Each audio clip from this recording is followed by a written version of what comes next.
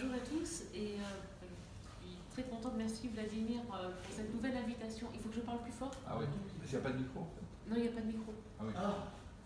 Pour ton Ah. enregistrement. Ah oui. Oui, parce que comme ça m'évitera peut-être de m'égosiller, puis c'est pas, même pour vous c'est pas agréable, enfin je veux dire, quand on force ma voix, c'est... Vous entendez un petit peu quand même? Très bien. Oui, très bien. Oui. Maintenez ça. Si je parle comme ça, vous entendez bien? Pas de problème. Bon bah alors, Vladimir, c'est peut-être pas la peine de prendre un micro dans ce cas-là. C'est pour l'enregistrement. Ah oui, pour l'enregistrement. C'est ça. Ah oui, Ça m'a semblé lointain. Hein. oui. Les gens qui n'entendent pas, il y a un problème des micros, vous pouvez vous approcher. Sinon, il y a un micro derrière vous, mais je sais pas si. Il marche Il y a un pas. micro. Ah, Il marche Je pas? pense qu'il tombe en marche. Ah, d'accord. Bon. Je vais essayer de parler un peu fort alors, tant pis, je vais me gosiller. Donc bon, merci Vladimir pour cette invitation. Donc aujourd'hui, je vais vous parler, enfin on va réfléchir ensemble plutôt sur empathie et puissance de vie chez Spinoza. Alors j'ai fait un petit exemple, enfin j'ai fait un petit exemplier qui est, je crois, à côté des livres sur Kippour. Pour Spinoza, je trouve ça extraordinaire. Donc, je les distribue? Oui, oui, tout est, si c'est possible. Je pense que certaines personnes l'ont déjà, mais au fond, je crois que vous ne l'avez pas.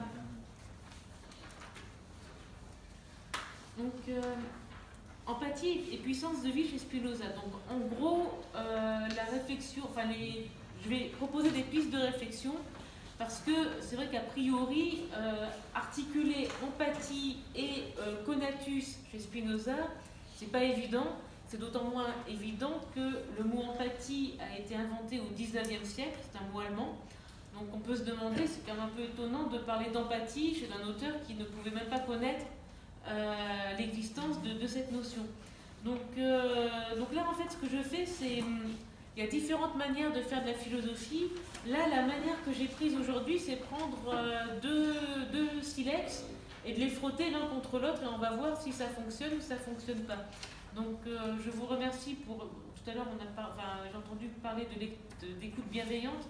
Donc je vous remercie déjà pour votre écoute bienveillante parce que ce sont des hypothèses, ce n'est pas nécessairement un sujet sur lequel je travaille, où je ne vais pas exposer ces hypothèses dans un contexte universitaire. Là, je l'expose devant vous. Je n'ai jamais fait cette conférence du tout jusqu'à maintenant. Donc je ne vous considérerai pas comme des rats de laboratoire, mais enfin, en tout cas, voilà, voyez-le comme une sorte de laboratoire, c'est-à-dire on va peut-être réfléchir ensemble, je vous expose mes hypothèses, et après on en discutera tous ensemble, et voilà, je serai tout à fait heureuse d'entendre d'autres arguments, d'autres réflexions ou questions, ou même des contre-arguments, enfin voilà, voilà, comme un séminaire, on peut discuter tout à fait librement. Alors, pour travailler cela, je vais tout d'abord commencer, je pense qu'il est vraiment nécessaire en premier, déjà de distinguer empathie, compassion, commisération. Ce sont des mots qui sont souvent synonymes, voire parfois sont plaqués les uns sur les autres, et dans la confusion, en fait, on n'arrive pas à penser. Donc déjà, je vais commencer par faire cette distinction. Ça sera un peu dynamique au sens où j'ai trouvé des vidéos sur Internet qui, me semble-t-il, sont assez parlantes. Donc voilà, ce sera aussi à partir d'extraits vidéo et de textes sur lesquels nous travaillerons. Alors, mon intervention va durer à peu près 1 heure, parce que comme il y a des vidéos qui durent 3-4 minutes chacune, mais enfin il y a quand même 3-4 minutes à chaque fois, en tout ça va faire à peu près 1 heure. Bon, si vous n'en pouvez plus, vous me le dites, on arrêtera, hein, mais... Voilà, donc le temps d'intervention dure à peu près 1 heure. Je vais commencer par, comme je vous le disais, distinguer empathie, compassion, commisération, pour ensuite travailler la distinction, à mon avis essentielle, entre empathie et désir mimétique, et notamment chez René Girard, et ce qui nous mènera directement à la notion de conatus chez Spinoza. C'est quoi le conatus ? En quoi le conatus n'est pas précisément désir mimétique, mais désir tout court, où la mimésis vient après, ou plutôt est une construction mentale du désir, mais le désir en serait premier, donc c'est cela que l'on travaillera, pour enfin essayer, et là je suis très ambitieuse, essayer de faire une étude comparée, en tout cas d'apporter des hypothèses de travail entre la conception du conatus chez Spinoza et la manière dont on peut peut-être concevoir l'empathie dans les neurosciences. Et là, je m'appuierai sur les travaux, non pas de Damasio, qui est de plus en plus connu, mais plutôt sur le professeur Berthoz, qui a fait un lien, une étude comparée entre empathie et capacité de spatialisation, de se représenter dans l'espace. Donc voilà, donc ce sera les grandes lignes en fait de l'intervention. Donc pour commencer, donc on va essayer de découvrir ensemble ce que peut être l'empathie, qui est un mot, il faut dire ce qui est très à la mode, c'est comme le mot bienveillance. Il y a certains mots comme ça qui sont très à la mode, il n'y a aucun clin d'œil. Hein. Mais c'est vrai qu'en général, quand on commence à dire on va discuter, immédiatement vous êtes sûr que vous allez entendre après coup soit le mot bienveillance, soit le mot empathie, soit écoute de l'autre, soit... Enfin, bon, en tout cas, il y a ce genre de mots-clés qui apparaissent. De manière parfois un peu, bon, c'est tout à fait expérimental hein, ce que je vais vous dire, expérience singulière qui ne peut pas être universalisée, mais souvent dans des discussions, quand j'entends quelqu'un qui va dire de toute façon, une réunion de travail par exemple, quand on commence à me dire de toute façon, ne t'inquiète pas, cette réunion, elle est bienveillante. Je me dis, qu'est-ce qui va me tomber sur la tête? Donc, voilà. Qu'est-ce qu'on met sous ces mots-là aussi? Pas uniquement une sorte de... Ah ben, si on dit que c'est bienveillant, ça va l'être, mais pourquoi, des fois, on se sent forcé d'utiliser ce mot-là qui, en fait, normalement, quand une discussion est normale, on n'a peut-être pas besoin de donner, en fait, une sorte de redondance. Alors, c'est peut-être pas une redondance. Donc voilà, donc, un mot, l'empathie, mot très à la mode, et on a tendance à l'identifier à de la sympathie ou de l'identification mimétique. Alors, précisément, je pense que l'empathie n'est ni sympathie, ni identification mimétique, ni même de la compassion. C'est ça que je vais essayer de montrer. Et donc, je vais vous montrer une première vidéo.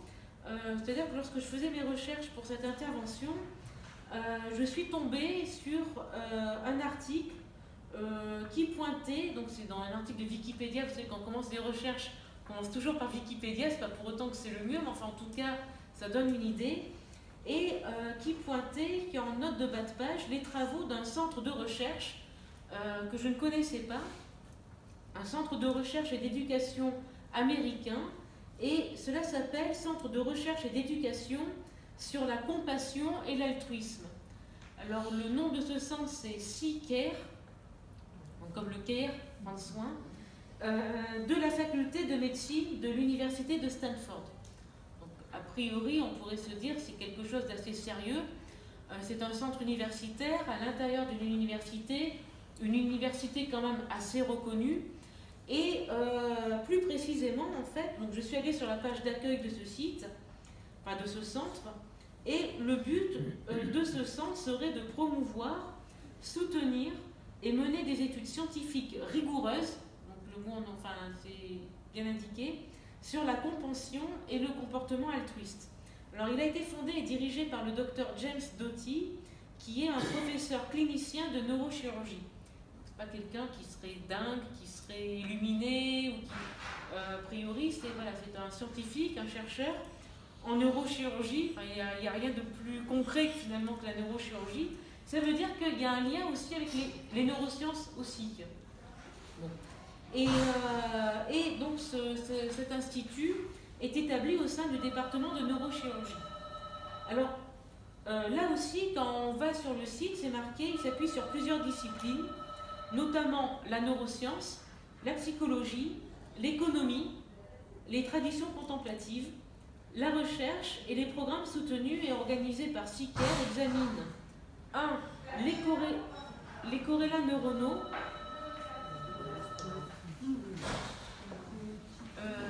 On va y arriver. Je vais attendre que tout le monde soit rentré. Je ne sais pas, je continue. D'accord. Donc, les programmes soutenus par C-Care. Donc, il y a deux volets. Volet recherche. Et la recherche, en fait, vise à examiner les corrélats neuronaux, les bases biologiques et les antécédents de compassion, les effets de la compassion sur le cerveau et le comportement, des méthodes pour cultiver la compassion et promouvoir l'altruisme chez les individus et à l'échelle de la société. Et au niveau de l'éducation, l'initiative d'éducation de SICARE comprend un programme d'entraînement à la compassion, un programme de formation d'enseignants, des conférences publiques et éducation et diffusion sur le web, blog, vidéo et wiki. Je trouve que c'est assez symptomatique parce que ce type d'institut fleurissent un peu de par le monde. De la même façon, par exemple, au Danemark, j'ai vu que depuis 2016, les cours d'empathie sont obligatoires dans les écoles pour les enfants qui ont entre 6 et 16 ans. Et je vous montrerai également, je peux vous montrer une directive de l'Académie d'Amiens, donc en France, du 16 janvier 2017. Alors, vous n'avez pas dans les exempliers, vous pouvez le trouver tout simplement sur le site de l'Académie d'Amiens, qui incite les écoles à développer des cours d'empathie. Alors, je vais vous dire rapidement, vous y voyez, c'est assez grand? Oui, plus ou moins. Donc, dans une époque caractérisée par la connectivité et le changement, les élèves qui apprennent à forger des relations dans la salle de classe et à naviguer entre elles, la spatialisation, gardez bien cela en tête, excelleront dans la salle de travail de demain. La compréhension des sentiments et des points de vue des autres est le fondement d'une bonne communication, d'un esprit d'équipe. Et donc, tout le but serait de viser à développer cet esprit d'équipe et le fait d'être plus adapté dans la société. Alors, il est marqué que les écoles engagées dans l'enseignement de l'empathie, donc en gros à la différence des autres, ont vu leur efficacité augmenter, car les enseignants se sentent confortés dans leur entreprise innovante et les élèves se sentent en confiance pour entrer dans des apprentissages nouveaux. Donc il y a des défis complexes, etc., etc., etc. Donc il y a une feuille de route qui est indiquée, qui consiste à, se préparer, c'est-à-dire créer un espace sûr, développer des compétences émotionnelles, montrer l'exemple, 2, s'engager dans des jeux en groupe, raconter des histoires de l'immersion et des résolutions collectives de problèmes, 3, réfléchir et agir, c'est-à-dire identifier les valeurs communes et les différences, instiller du courage, permettre l'action. Donc, je vous livre toutes ces informations telles quelles pour l'instant. Ça, c'est quand même une note de 2017 de l'Académie d'Amiens, c'est-à-dire de l'école de la République. Donc, là aussi, on peut faire confiance quand même. C'est quand même l'école de la République qui donne ces indications. Et puis, en même temps, c'est là-dessus que j'aimerais vous poser des questions. C'est-à-dire, imaginez dans la salle quelqu'un qui dise mais c'est pas un peu dangereux? Immédiatement, la réponse est comment? T'aimes pas la bienveillance? T'aimes pas l'empathie? Tu veux pas être bon avec les autres? Tu veux pas communiquer? T'es asocial. Vous voyez, il y a aussi cette question-là, je pense qu'il faut avoir en tête. Je dis pas que c'est pas bien, je dis juste que qu'est-ce qu'il y a derrière tous ces développements-là? Et en tout cas, tout s'appuie donc sur les mots d'empathie. Clairement, quand on lit ce protocole, on parle de développer des capacités à communiquer, à être plus performant et à s'adapter dans un espace commun qui est l'espace de la société. Et c'est tout à fait, je trouve, en phase avec ce que j'ai lu sur cet institut SICARE, dont je vais vous donner une petite vidéo de présentation. Alors je suis navrée pour ceux qui ne sont pas anglophones, j'ai manqué de temps, j'ai pas eu le temps de traduire, mais par contre vous avez des sous-titres en anglais, donc vous pouvez au moins suivre par les sous-titres en anglais. To the extent that we adopt the construct of compassion as a fundamental force for health and well-being, I think that we can change the way that people live. There are a number of benefits that come from the program that we've developed at SICARE, the Compassion Cultivation Training Program. It's actually amazing to me how quickly things start shifting for people. One place where this is really profound is in the work with self-directed compassion and loving kindness. On an empirical level, in terms of what we've been measuring, yes, there are benefits in terms of self-esteem, better ability to regulate emotions effectively, skillfully. When people come back after a week of self-directed loving kindness or self-directed compassion, they come back in to class and talk about, I didn't realize, sometimes in tears, how hard I've been on myself, and that I often don't make room for myself deserving to be happy.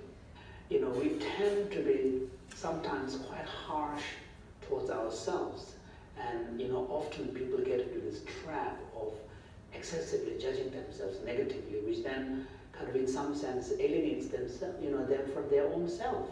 Once you go through that kind of process, then it becomes very difficult then to make deep connections with others. Compassion really facilitates meaningful connections with other people, more access to other people that I might otherwise have not paid attention to in the world. The greatest source of suffering is loneliness, and compassion, by definition, has to do with feeling more interconnected with others. I've also had people come in who've talked about a difficult situation they've had in life, a situation that has been repeatedly challenging.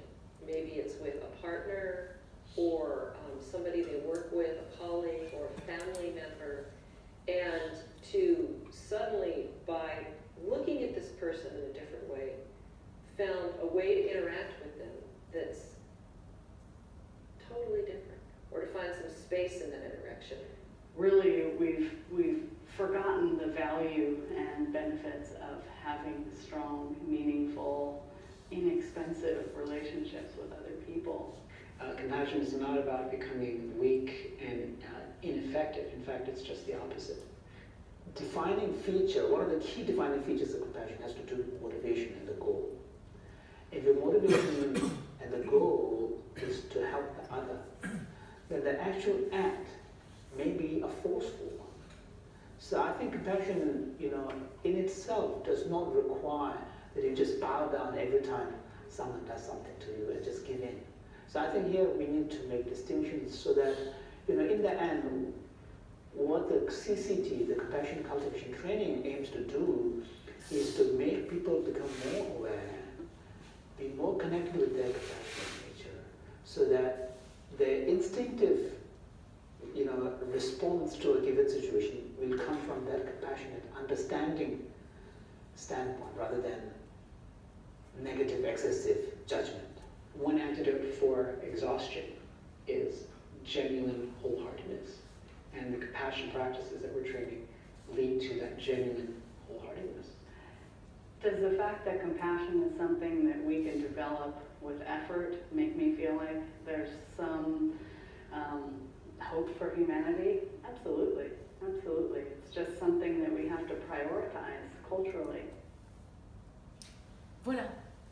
Donc, ce qui revient, me semble-t-il, de manière assez récurrente dans cette vidéo de présentation par ces différents acteurs et coachs, on va dire, en fait, pour apprendre la compassion, pour apprendre, c'est une de meilleures performances, c'est ce qui revient le plus souvent, de redécouvrir la force fondamentale de la santé, pour être en bonne santé, notamment affective. Comment être heureux? Finalement, au plus on développe de la compassion, ou peut-être au mieux on sera heureux, et se sentir mieux connecté avec les autres. Évidemment, qui peut bien contredire ce type de projet? Dire comment tu veux pas être heureux? Comment tu veux pas être mieux connecté? Comment tu veux pas être plus performant? Dès qu'on commence à dire mais ça repose sur quoi? Et finalement, est-ce qu'avoir tous un sourire béat aux lèvres, est-ce que c'est cela en fait être interconnecté? Vous commencez à poser cette question-là. Ah bon, mais tu n'es pas d'accord? Voilà, c'est cette question de la bienveillance que j'aimerais bien analyser maintenant. C'est-à-dire, depuis la directive que l'on a lue de l'Académie d'Amiens, ou cette petite vidéo, que je trouve quand même très symptomatique, c'est la question qui est posée, c'est pas de savoir si développer de l'empathie c'est bon en soi, pour elle-même, mais est-ce qu'on est plus performant en étant empathique avec les autres? Est-ce qu'on est mieux inséré socialement?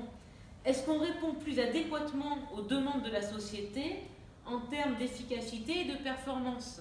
En gros, je vais le dire un peu à ma façon, mais est-ce qu'on peut mieux se conformer à l'ordre du monde en étant empathique et donc à l'ordre de la société qui nous impose certaines conditions de vie? Moi, je pense sincèrement que c'est amphibologique.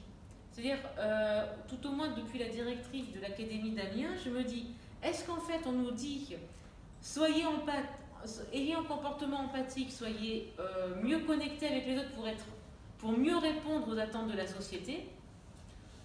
Ou alors, on peut peut-être le lire différemment, j'espère avec un peu plus d'espoir, de se dire, est-ce que c'est une manière rhétorique de promouvoir l'empathie, parce qu'on sait très bien que sinon la société rejettera ce type d'approche des autres et de soi-même.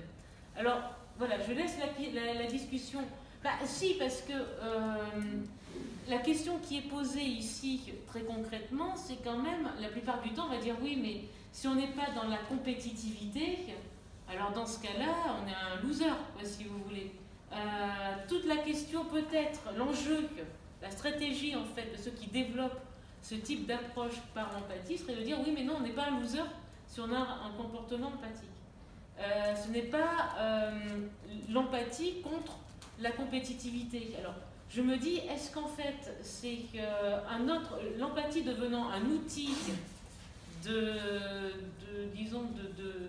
pour que les personnes répondent aux demandes de la société, un outil comme un autre, ou est-ce qu'en fait, c'est une manière de présenter de manière rhétorique ces cours d'empathie pour bien montrer que, quoi qu'on puisse en penser, quels que soient nos préjugés sur cette question, eh bien,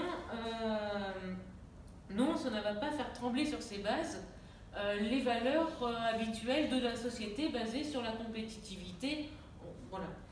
En gros, c'est ne vous inquiétez pas, vos enfants peuvent suivre des cours d'empathie, cela ne les rendra pas inadaptés, bien au contraire. Je laisse la question ouverte. Je pense que c'est vraiment philologique. Est-ce que c'est uniquement un moyen rhétorique pour faire passer quelque chose qui rompe un peu avec notre logique habituelle, ou est-ce que c'est se servir de l'empathie dans un but, disons, d'adaptation à une société de compétitivité? Je laisse encore une fois la question ouverte. Donc, dans tous les cas, cela me permet quand même de pointer une question qui est que jusqu'à présent, on ne parle que de compassion. Le mot empathie, en tout cas dans la petite vidéo qu'on a vue, n'est jamais utilisé. Alors, on va quand même déjà commencer par définir l'empathie. Alors pour cela, je vais tout simplement me servir du dictionnaire Larousse. Il faut bien commencer par une définition. Et d'après le Larousse, empathie est un calque de l'allemand Einfühlung, qui serait la faculté intuitive de se mettre à la place d'autrui ou de percevoir ce qu'il ressent. Donc, depuis tout ce qu'on a vu depuis un bon quart d'heure, dans ce cas-là, est-ce que prendre des cours d'empathie, est-ce que cela reviendrait à essayer d'acquérir cette faculté qui me semble quand même un petit peu mystérieuse, celle de percevoir ce qui se passerait intimement dans un autre? En gros, est-ce que cette école d'empathie serait une version contemporaine de Harry Potter à l'école des sorciers? Oui, non, vraiment réfléchissez à ces questions, parce que ce que l'on présente de manière magique ou littéraire, par exemple dans les romans d'Harry Potter, c'est par-delà, si on enlève l'aspect des potions magiques, des balais, des tout ça, c'est comment apprendre à découvrir son humanité. C'est au fond, c'est cela toute la leçon qu'apprend Harry Potter jusqu'à la fin, et notamment lorsqu'il se bat contre son double maléfique. Voilà, donc je laisse les questions un petit peu ouvertes. Donc, pour comprendre cela, on va commencer par distinguer ces différentes notions qui s'enchevêtrent: compassion, commisération, empathie, en gardant bien en tête que l'empathie serait une faculté intuitive, de se mettre à la place d'autrui. Donc, intuition, chez Spinoza, on verra un peu ce que ça peut être chez Spinoza, ce qu'il entend par intuition.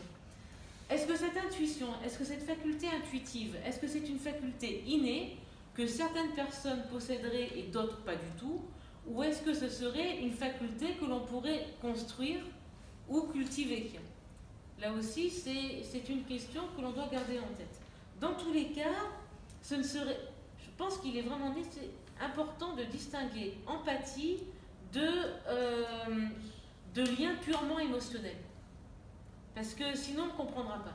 Et c'est cela, entre autres, que va nous permettre Spinoza. Je vous rapporte à l'exemplier,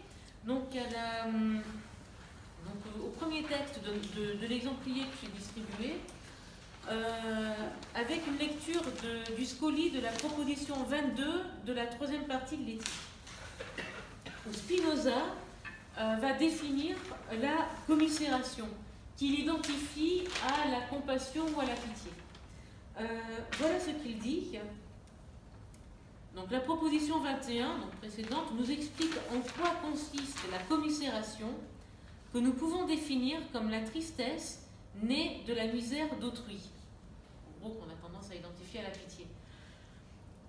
Et là, il pose une question, je trouve vraiment très pertinente.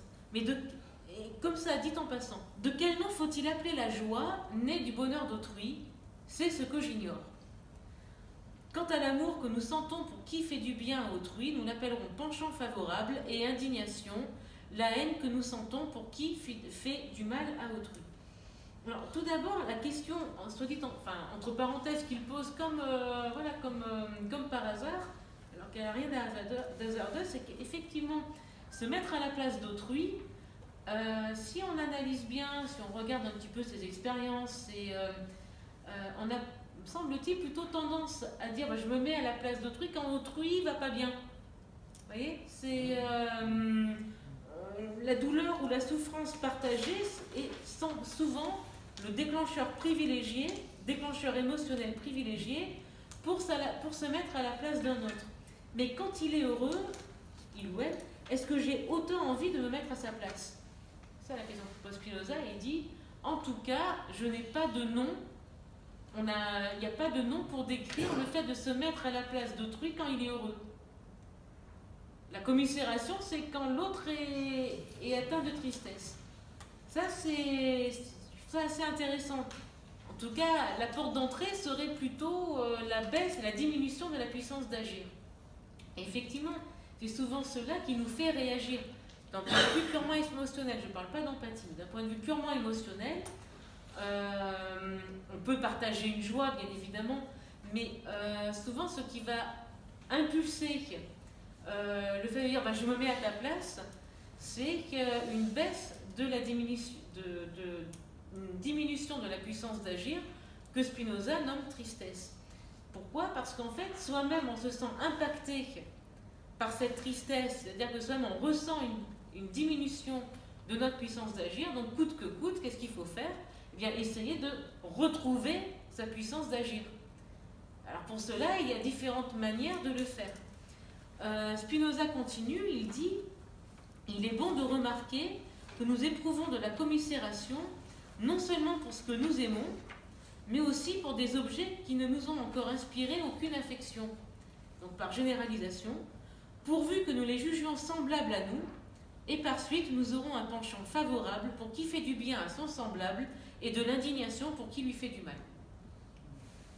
Donc on aurait tendance à procéder par identification dans le lien émotionnel créé par la commisération.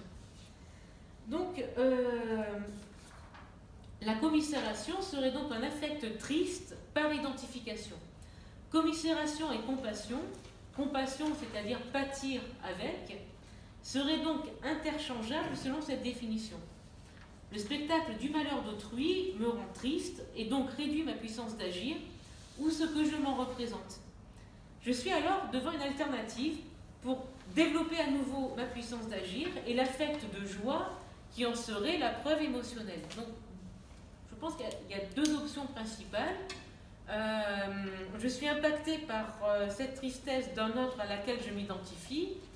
Alors évidemment, ça peut être, comme dit Spinoza, soit un lien direct, j'ai quelqu'un qui n'est pas bien en face de moi, soit un lien indirect, par exemple, le spectacle de la famine dans tel ou tel pays, par exemple. Lorsque j'écoute à la radio, je ne les connais pas, ces personnes, et pourtant, j'ai un lien de compassion.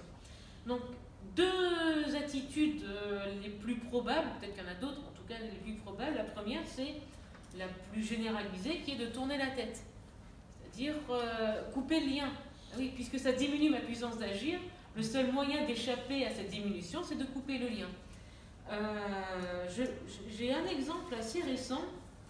Je connais des personnes qui sont bénévoles dans une association de protection animale, et ils avaient été appelés en fait sur un site, en fait, dans un immeuble. Il y avait un chat qui visiblement avait été enfermé depuis plusieurs jours dans un appartement, et le chat hurlait depuis des jours et des jours, et au bout d'un moment, il y a un voisin qui a appelé la police et qui a appelé donc l'école du chat, donc de l'Obs, c'est l'association que je connais, et le chat était blessé, affamé, enfin c'est parce qu'il était blessé qu'il hurlait. Et il y a une voisine qui est allée voir une des bénévoles de l'école du chat en disant merci d'être venu secourir ce chat, parce que ces cris étaient insupportables, je n'en pouvais plus la nuit, cette bête me rendait folle. C'est pas pour autant qu'elle avait pris son téléphone pour appeler la police. Donc il y a bien une coupure émotionnelle quelque part, il y a on switch le lien. J'entends et j'entends pas en même temps. Elle entendait le chat hurler, mais en même temps, ça n'a pas provoqué une action. La seule réaction, c'était de crier après le chat, comme si ça allait aider en fait à ce qu'il se sente un peu mieux. Donc, et ça, alors je prends un exemple un peu gros, mais qui peut être aussi habituel, mais est-ce que c'est pas ce que l'on fait de manière assez générale? On voit quelqu'un qui va pas bien, oui, c'est bien malheureux, et on trouve que c'est malheureux, puis on passe à autre chose. On voit et on voit pas en même temps. Nous sommes, tout notre champ de vision, la plupart du temps, est parcouru d'angles morts. Et on n'a pas envie d'aller voir ces angles morts, parce qu'aller voir l'angle mort, c'est pas par méchanceté ou par, quand on dit oui, c'est égoïste. Oui, d'un côté, oui. Mais pourquoi on ne va pas aller voir du côté de cet angle mort? Parce que dans cet angle mort, on va y retrouver, par identification, sa propre tristesse. Il va y avoir un lien de connexion, justement. On n'a pas nécessairement envie de voir, parce que ça oblige à voir aussi en soi. Donc parfois, mieux vaut l'angle mort, plutôt que d'aller voir de ce côté-là. Alors, il y a l'autre, évidemment, on va dire l'autre versant, qui semble plus positif, qui est de je peux aussi agir et venir en aide. Voir un ami, une personne souffrir, dire te voir souffrir, c'est insupportable, alors je vais t'aider par identification pour moi-même récupérer ma puissance d'agir. Alors on peut dire c'est quand même plus agréable que le fait de tourner la tête. Oui et non, parce que qu'il y ait résistance. Une personne en dépression, par exemple, au plus vous allez lui dire tu dois aller mieux, au moins la personne ira mieux. Parce qu'en fait, le lien peut devenir un lien d'étouffement, voire de dévoration. Et c'est parfois en fait ce que l'on peut constater, notamment dans les associations humanitaires, dans les lieux dits de spiritualité, dans des lieux d'aide sociale, etc. On dit, oh là, il y a vraiment beaucoup de maltraitance dans ces lieux-là. Oui, mais bon, il peut y avoir des prédateurs partout. Je ne vais pas m'intéresser à la question des prédateurs, je vais m'intéresser à la question des personnes en fait un peu ordinaires comme vous et moi. Je veux dire, pas. Et ça va très très vite en fait le lien de dévoration, sans être nécessairement un prédateur. Pourquoi? Face à une misère extrême, immédiatement, pour remonter sa puissance d'agir, on peut agir aussi de manière extrême et tenter de relever de force. C'est là la plus grande violence. C'est là où commence déjà la maltraitance. Et la question, je trouve, que pose ici Spinoza, comme la commisération comme affect triste par identification, pose la question de la maltraitance de la bienveillance. C'est par bienveillance qu'on veut aider quelqu'un, mais en même temps, on peut aussi l'enfoncer, sans le faire exprès, parce que je dois coûte que coûte récupérer ma propre puissance d'agir. Ah oui, mais si l'autre ne peut pas, ou n'est pas en état, ou pas tout de suite, ou pas à ce rythme-là. Ce qu'on fait avec des personnes âgées, mais va plus vite. Ah non, si elle peut pas aller plus vite. Vous voyez? Je prends des exemples tout à fait concrets, hein, mais qui sont traités dans la littérature.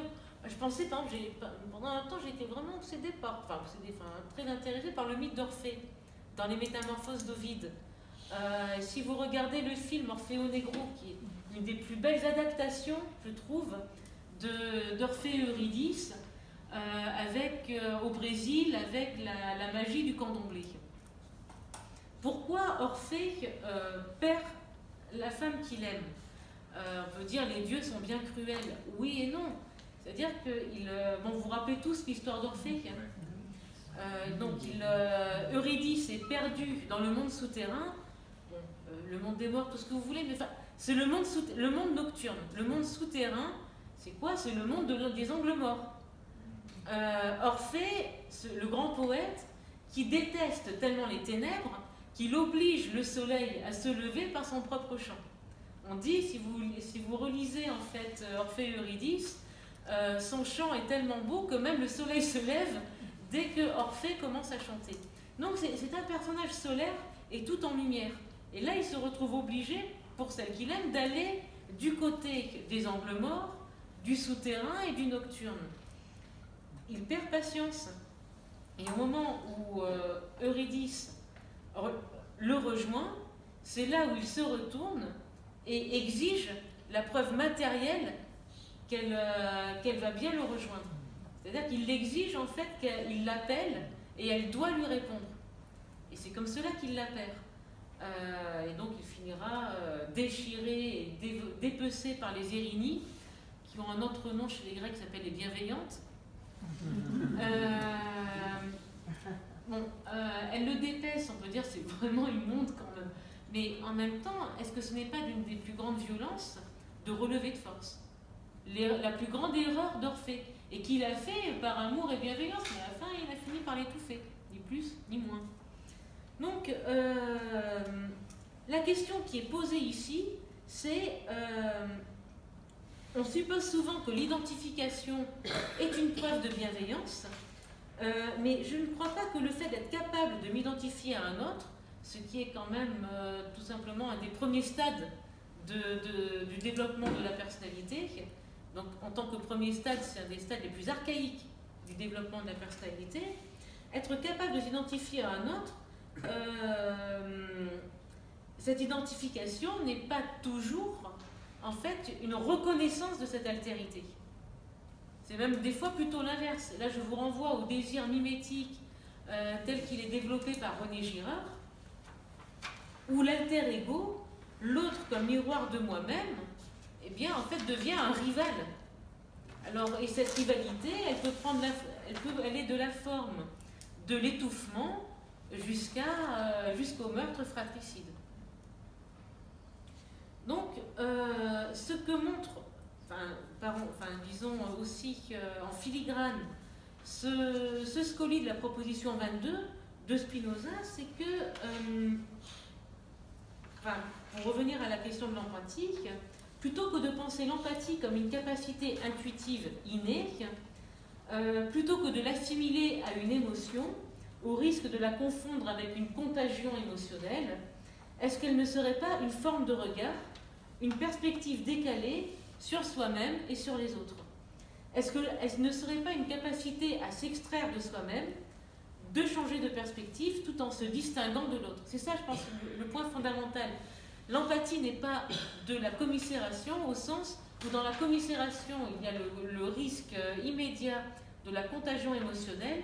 L'empathie serait pas uniquement se mettre à la place de l'autre, mais se mettre à la place de l'autre tout en distinguant quelle est ma place et quelle est celle de l'autre. Je ne suis pas l'autre, et l'autre n'est pas moi. Il n'y a pas de fusion. Ce serait plutôt dans un décalage constant, un changement de perspective. Évidemment, cela, on se rend compte, c'est à construire. Ça ne peut pas être complètement inné. Bon, il y a peut-être des personnes qui ont des capacités plus ou moins grandes, mais en tout cas, chacun peut le construire d'une façon ou d'une autre. Et à mon avis, c'est là que la notion spinozienne de conatus peut être très éclairante.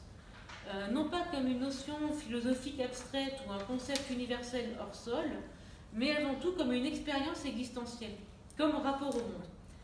Alors, comment est-ce que Spinoza définit le conatus?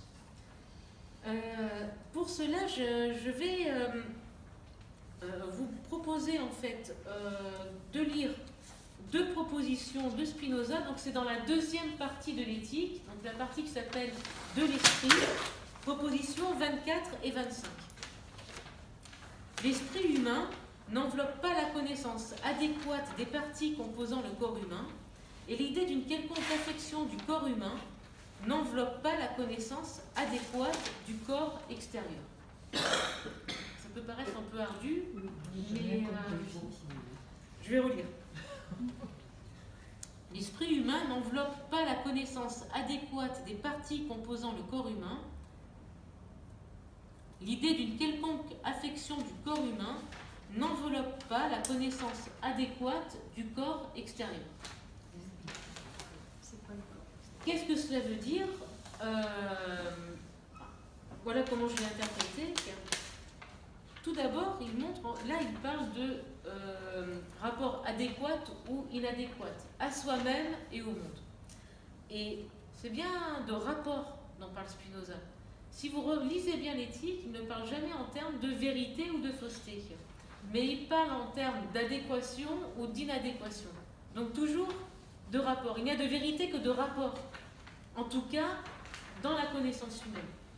Peut-être pour la substance infinie, ça c'est notre conférence. Mais ce qu'il montre ici, c'est qu'il n'y a de connaissance que de rapport, au sens où parler de vérité ou de fausseté serait en faire des absolus,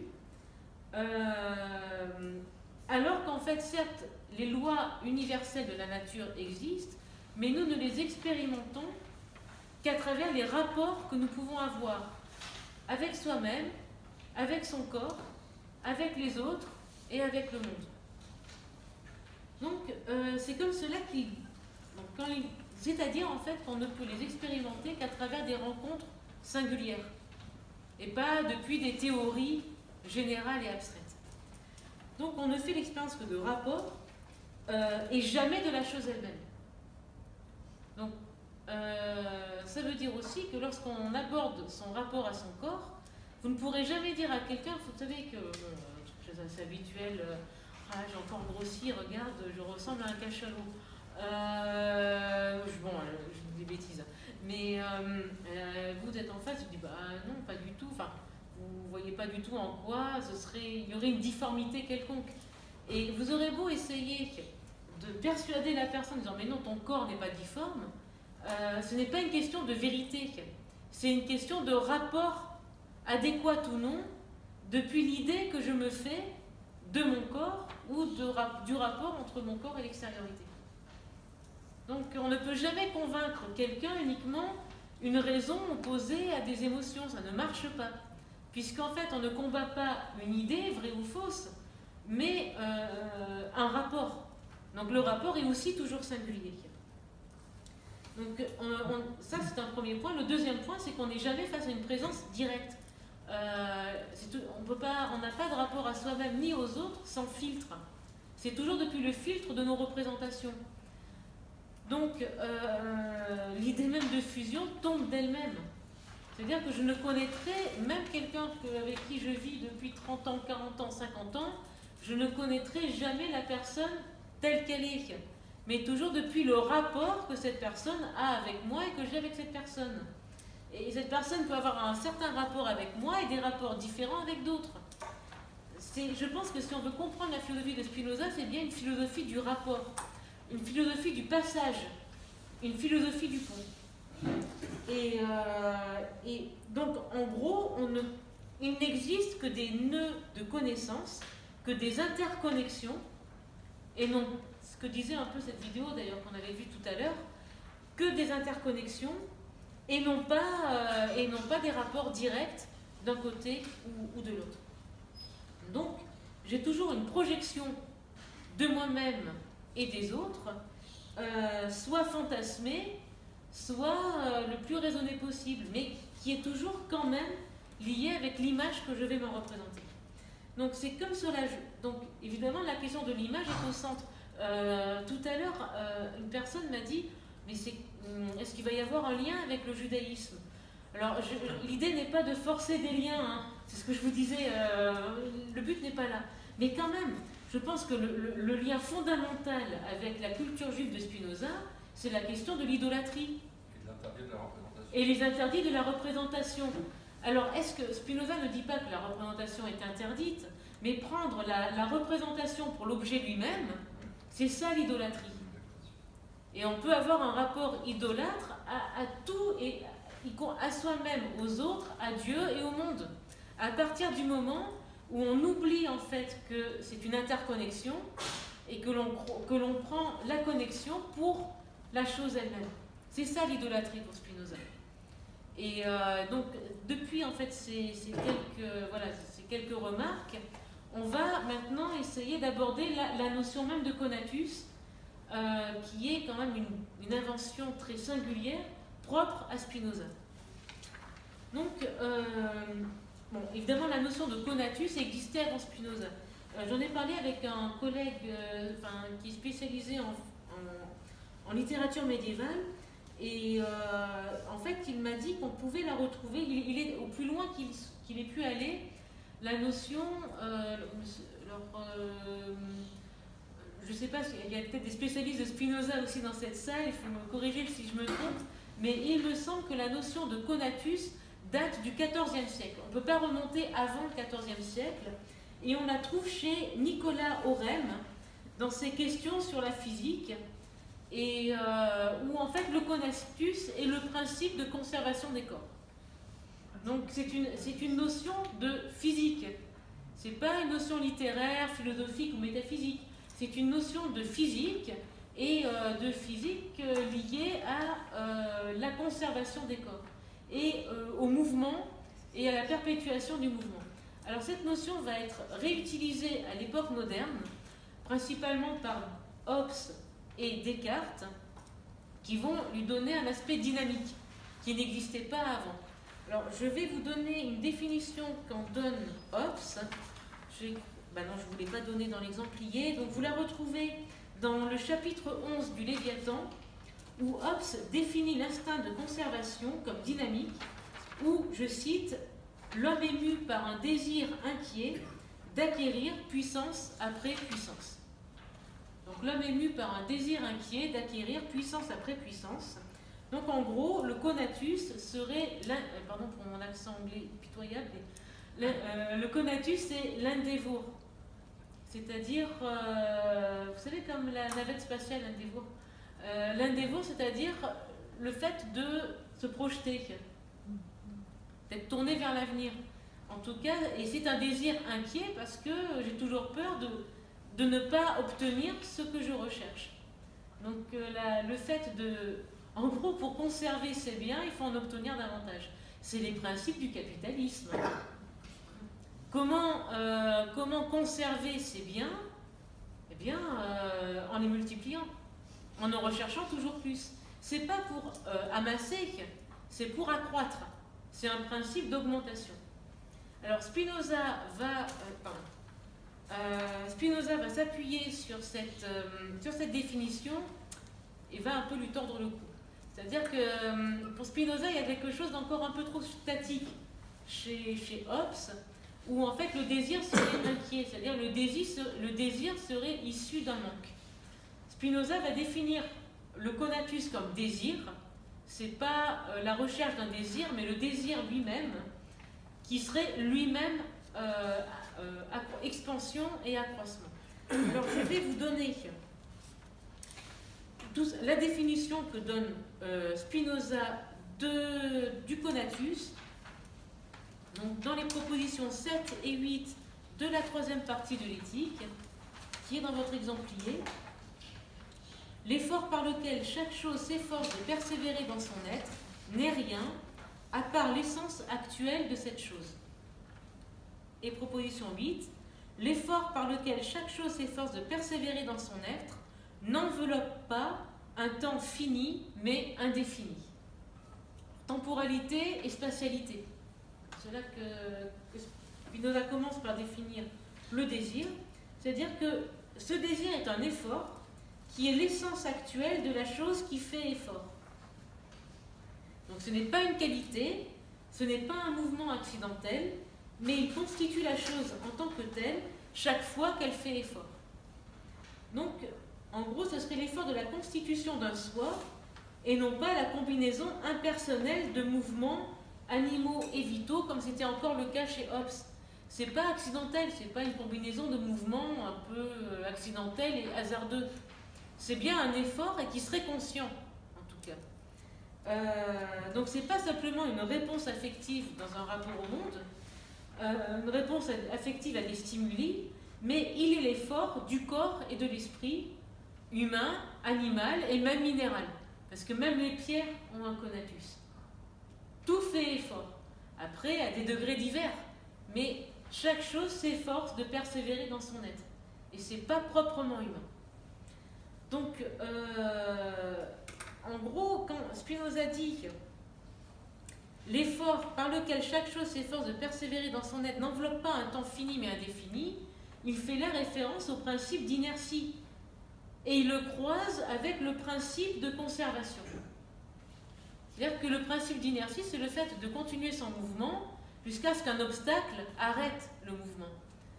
Eh bien, il dit, c'est ça le désir. Ni plus ni moins. Le désir, c'est faire effort, c'est-à-dire de poursuivre son mouvement jusqu'à ce qu'on rencontre un obstacle. Et donc, là, il renverse complètement la compréhension, en fait, du désir. Parce que jusque-là, on croyait, depuis Platon, en gros, que le désir, en fait, c'était un sentiment né d'un manque et le besoin de combler ce manque. Spinoza dit le désir n'est en aucune façon manque, puisqu'il est la force même de conservation des corps et depuis ce principe d'inertie. Donc le désir est expansion, jusqu'à ce qu'on rencontre des obstacles qui vont diminuer la puissance d'agir, ou alors des alliés qui vont augmenter ma puissance d'agir. Amis, ennemis. Alors évidemment des obstacles réels ou supposés, ou des alliés réels ou supposés, parce que c'est pas toujours rationnel, hein, notre manière de penser. Mais en tout cas, tant qu'on rencontre des obstacles, jusqu'à ce qu'on rencontre l'obstacle ultime qui causera l'arrêt du mouvement, c'est-à-dire la mort. Donc, le désir est dynamique. Le désir est expansion. Donc en ce sens, le conatus chez Spinoza est entièrement activité sans aucune privation. Ça change évidemment radicalement notre conception du désir. Alors la question que je me pose, et là aussi je vous la pose à tous, dans ce cas-là, est-ce que ce ne serait pas aussi une autre manière de définir notre être comme résilience? Est-ce que le désir ne serait pas en tant que tel résilience? Alors là aussi, je vais m'appuyer sur le dictionnaire pour définir la résilience. Qu'est-ce que la résilience? Elle se définit comme la résistance d'un matériau au choc. Là aussi, on est dans la physique, hein, on ne sort pas du domaine de la physique. Résistance d'un matériau au choc, la capacité d'un corps, d'un organisme, d'un espace, d'un système à surmonter une altération de son environnement. Et cette capacité de résistance n'est pas statique, elle n'est pas la confrontation elle-même, ce n'est pas le choc lui-même la résilience, mais la capacité à surmonter la confrontation, en gros à s'adapter. Est-ce que là, ce ne serait pas encore un autre nom pour désigner le désir tel que Spinoza le définit? Ça voudrait dire ne pas être déterminé par une cause extérieure, le choc, ce qu'on appelle pâtir, mais se déterminer par un agir au caractère temporellement indéfini. Et c'est comme cela que, encore une fois, que Spinoza définit le conatus dans sa proposition 8. Donc là, Spinoza énoncerait une loi ontologique universelle, l'impossibilité pour une chose singulière d'être par soi-même la cause interne de son propre anéantissement. C'est jamais par soi-même que l'on voudrait se détruire ou s'anéantir. Alors évidemment, on peut argumenter tout ce que l'on veut. La question va être, par exemple, la question du suicide assisté, la question... Bon. Mais en même temps, est-ce que c'est pas l'anticipation d'une diminution de la puissance d'agir, donc d'un obstacle, qui va causer en fait cette volonté d'arrêter, d'en finir, etc. est-ce que dans un pur moment de joie, en pensant que cette joie va continuer, on est dans cet état d'esprit-là? Pour Spinoza, c'est clair que non.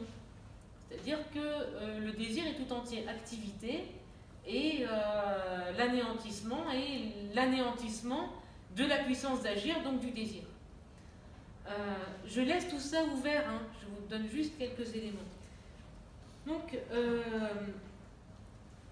ça voudrait dire que le désir peut être empêché, entravé, barré, mais de lui-même, il serait cette force d'inertie expansive comme persévérance dans un temps indéterminé. Donc ça veut dire, en gros, là contre Freud, par exemple, que pour Spinoza, il ne peut pas exister de pulsion de mort. Il n'y a que des pulsions de vie qui se déploient à travers ces multiples singularités et des rencontres toujours singulières.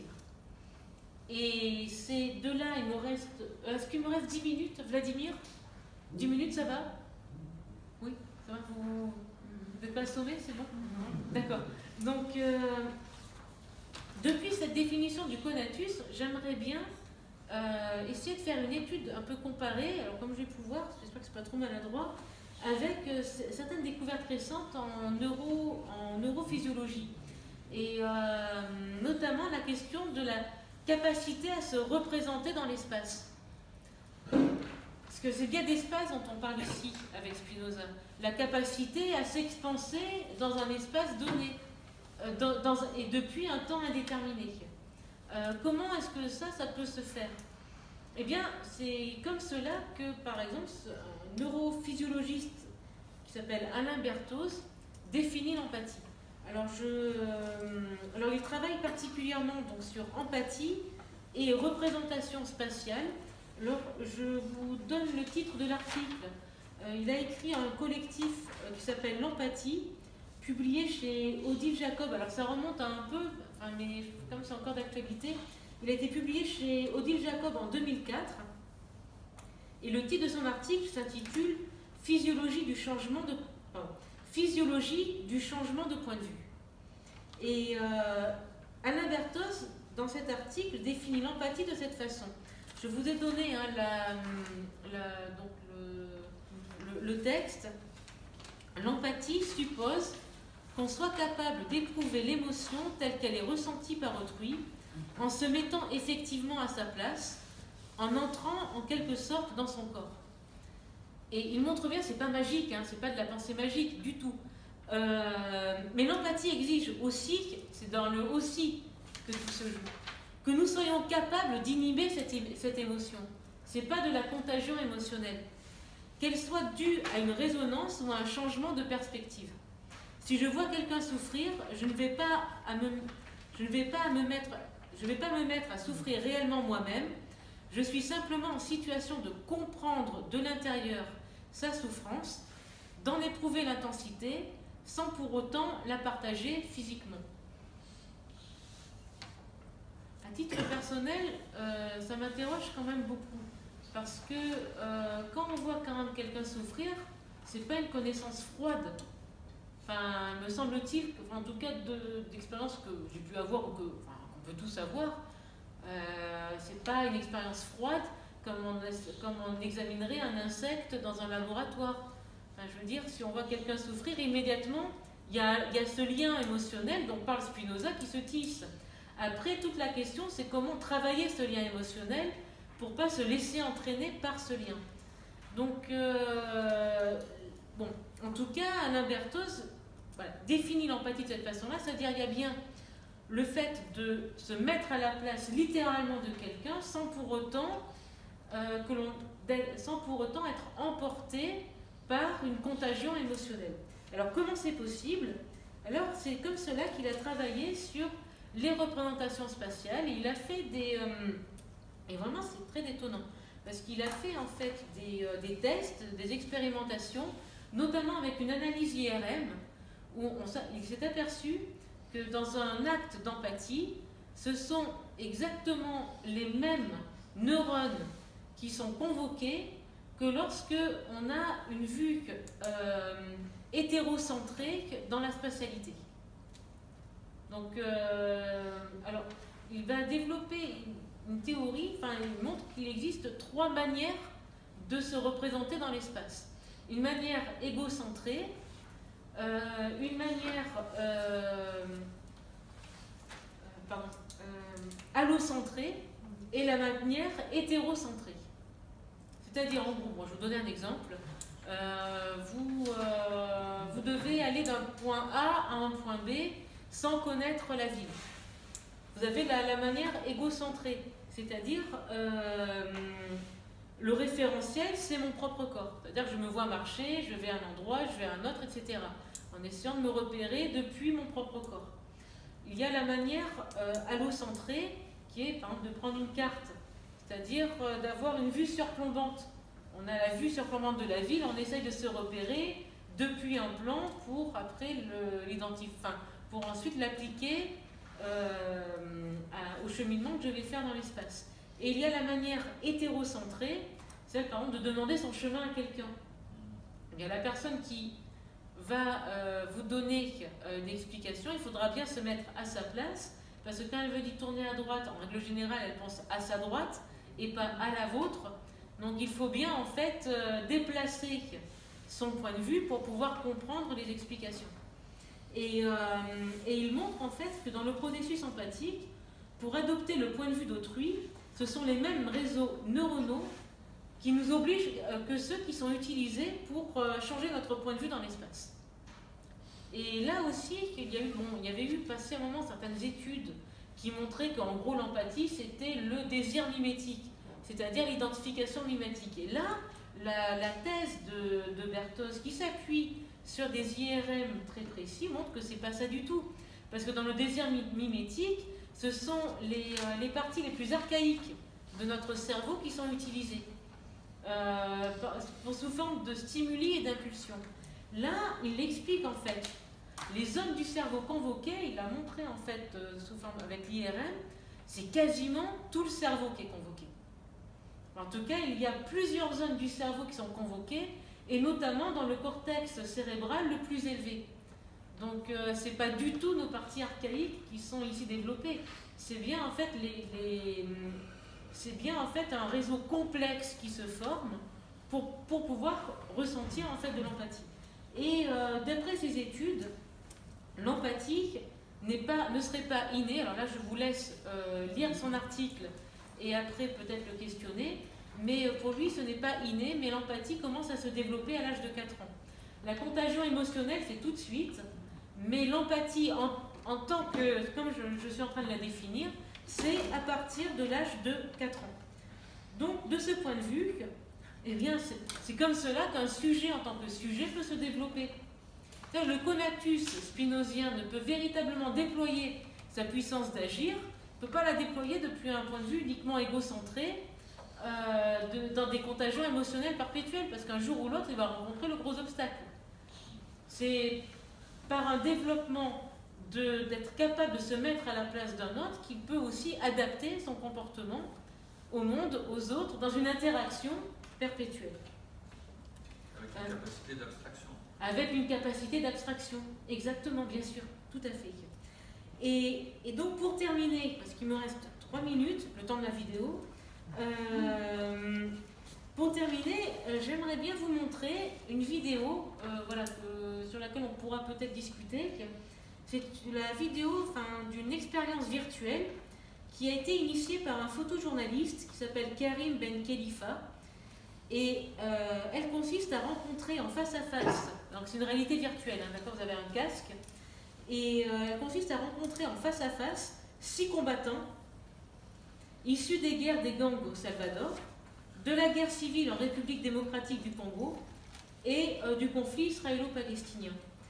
Alors le visiteur passe d'un point de vue à l'autre, entre les belligérants, et ce qui est intéressant, c'est que l'épilogue de l'expérience est déterminé par le comportement du visiteur tout au long du parcours. Donc il n'y a rien de déterminé à l'avance.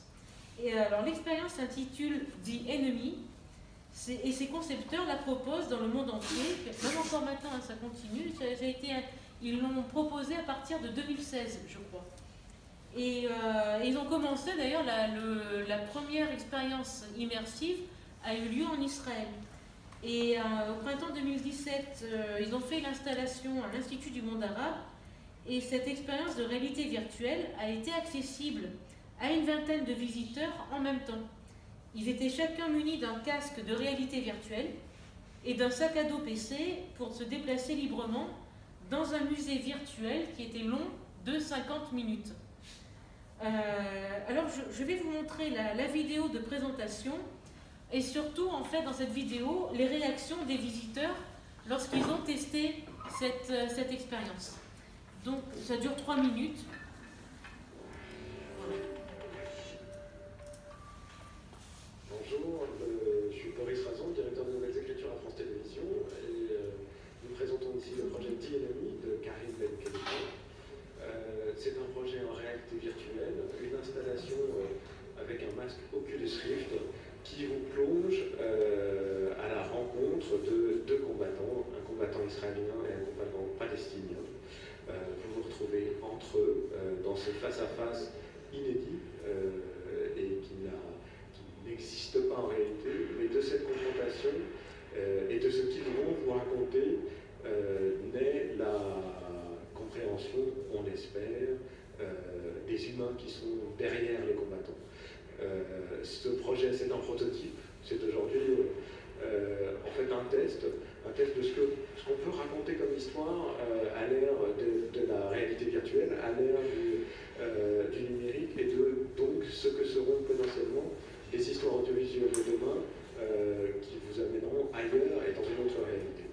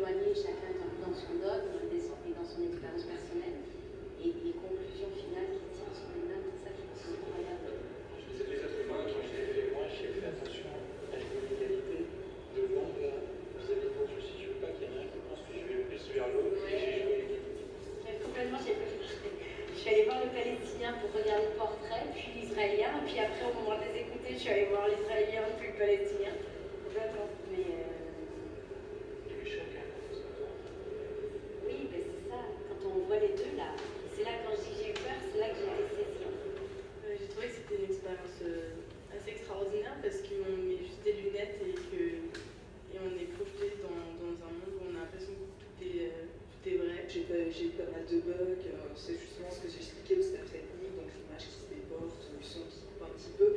Mais voilà, c'est aussi ce que j'ai peut-être aussi poussé justement le dispositif dans ses retranchements, en tournant autour des personnages, en les traversant. Enfin voilà, le problème en fait, c'est que je suis venue avec mes yeux de joueur, et je suppose que c'est pas tout à fait l'utilisation qui a pensé pour ce genre d'expérience, qui par ailleurs était très sympa. Moi j'étais très très émue, ça se voyait. Je pense qu'une fois que je suis sortie de cette vidéo 3D, c'est l'émotion a monté d'un coup.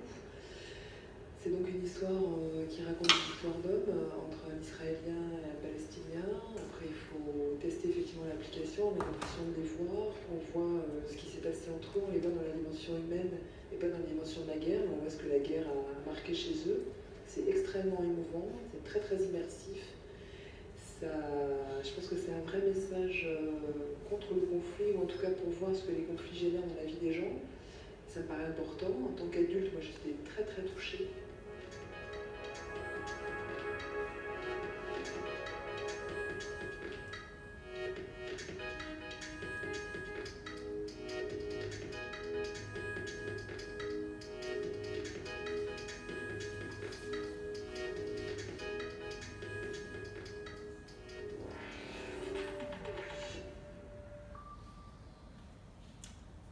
Donc on peut retrouver que donc le projet, alors peut-être pas immersif puisqu'on n'a pas les casques de réalité augmentée, mais on peut le retrouver donc sur le site theenemyishere.org Et je terminerai mon intervention par la phrase en exergue de ce site qui dit « L'ennemi est toujours invisible. Lorsqu'il devient visible, il cesse d'être un ennemi. » Je vous remercie.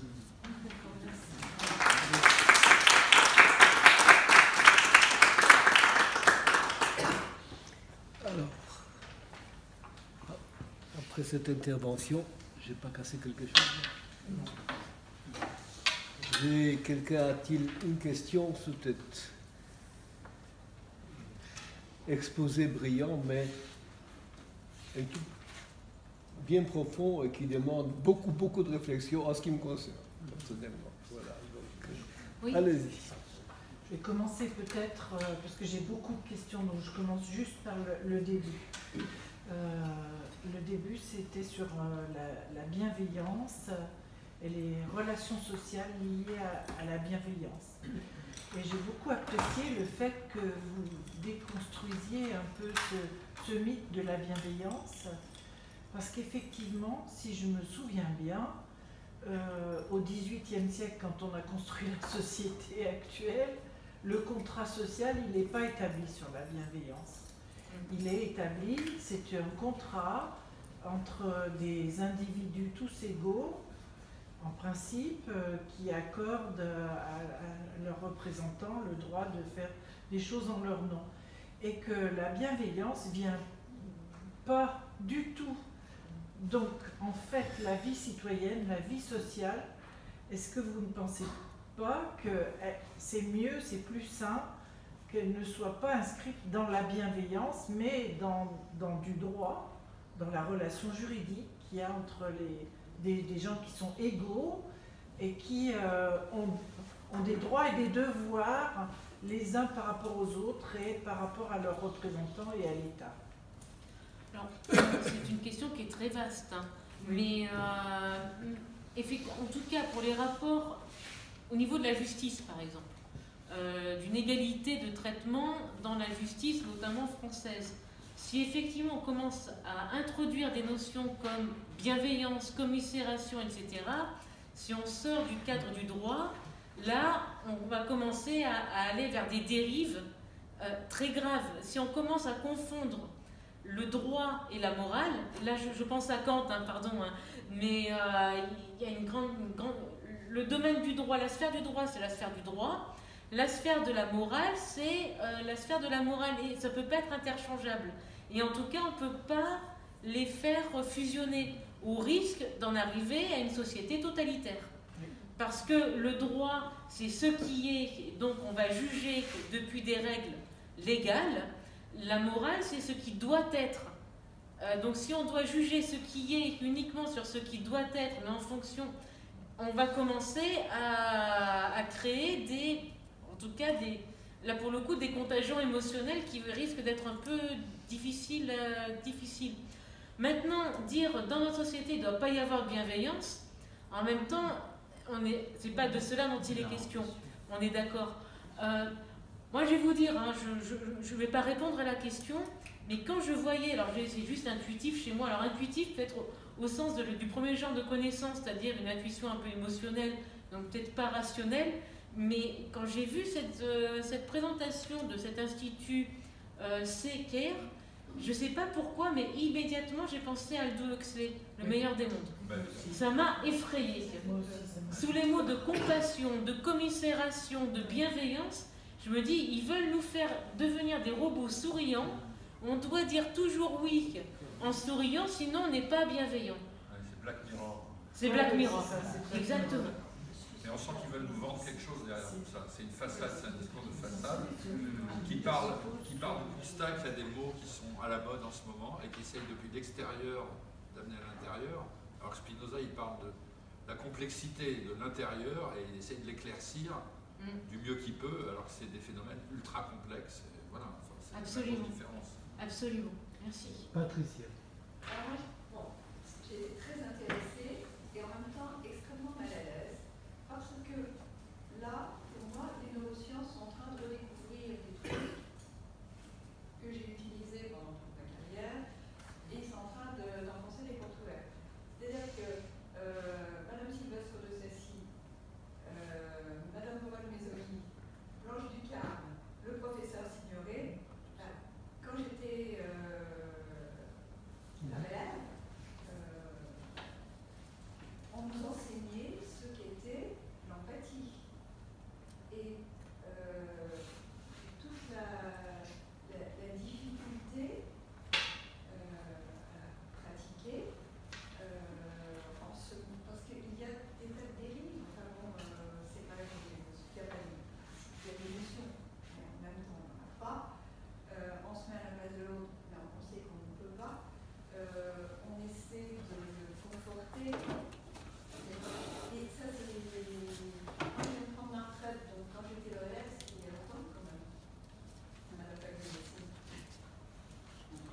vais vous dire, je partage votre point de vue et en même temps pas tout à fait. Parce que quand vous dites que les neurosciences enfoncent des portes ouvertes, je pense que c'est plus grave que ça.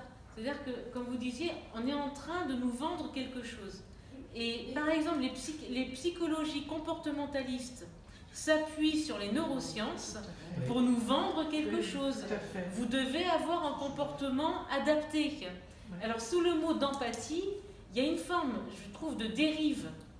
Parce que, comme vous dites, vous aviez appris l'empathie, il n'y a pas eu besoin des neurosciences pour découvrir l'empathie. Il n'y avait pas besoin de l'IRM, comme s'il fallait nécessairement... Alors oui, c'est bien, ça permet de justifier, c'est bien.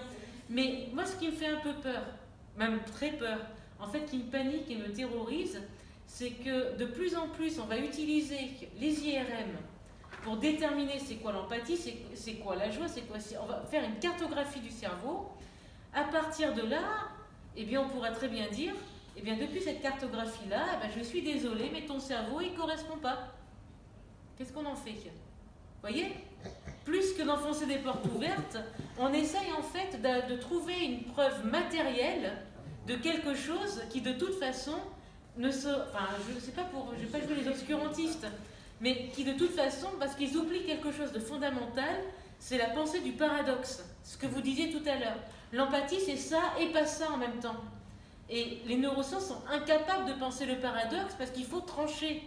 Il faut trouver la preuve matérielle. Mais une fois qu'on a la preuve matérielle, si on n'entre pas dans le cadre de cette preuve matérielle, qu'est-ce qu'on fait? On va refaire comme en Union soviétique. Le dissident, on va dire, mais tu es malade mental, tu ne corresponds pas au modèle. Je trouve qu'il y a des choses qui sont plus que d'enfoncer des portes ouvertes. Il y a quelque chose Et moi, ce que je trouve intéressant avec Spinoza, c'est que précisément, et donc si vous avez été mal à l'aise, je suis très contente, parce que c'était un peu le but, avec Spinoza, justement, il nous montre que le conatus, eh bien, il n'en a rien à faire de toutes ces conventions pseudo-scientifiques ou de preuves matérielles, etc. Le conatus est désir et expansion. Et en gros, il va où il veut. Il n'a pas besoin de tout cela. Mais en même temps, on doit faire aussi avec ce type d'approche qui maintenant, il faut le dire, est foncièrement majoritaire. J'en parlais avec un collègue psychanalyste pas plus tard que cet après-midi. Et alors, après, chacun sa chapelle, on peut être pour, contre la psychanalyse, peu importe. Mais il me dit, c'est très grave parce qu'il me dit, la psychologie comportementaliste va finir par dire tel comportement est valide et adéquat et tel comportement n'est pas adéquat. Ce n'est plus basé sur le sens et la parole libre, mais sur une adéquation ou non à quoi? À quelle norme c'est une adéquation? Bon, ceci dit, oui. La psychanalyse a fait énormément de mal. Bon, moi, je pense que travailler avec les autistes. Et de bien aussi. Et pas tout le monde. la psychanalyse avec les parents d'autistes, ça a été... Oui, parce que c'est la spécialité. Ok. Et je ne dis pas qu'elle a panacée, je dis juste que chacun, depuis son point de vue, et du lieu d'où il réfléchit, pointe, en tout cas, chacun, on a tous des approches différentes, mais en tout cas, cette approche on va matérialiser l'empathie, la bienveillance, ça conduit un peu à cette expérience de Stanford, voilà, voilà. Ceci dit, la directive d'Amiens, moi, elle me fait peur, parce que ça va être un plaquage dans l'éducation nationale. Je vous rassure. Il y aura des résistances, vraiment, de travail pour rassurer. C'est parce que entre les directives et ce qui se passe réellement dans le monde, c'est tellement... Moi, je voudrais parler d'un endroit qui est le mien. Je suis comédienne, metteur en scène et formatrice. Pardon.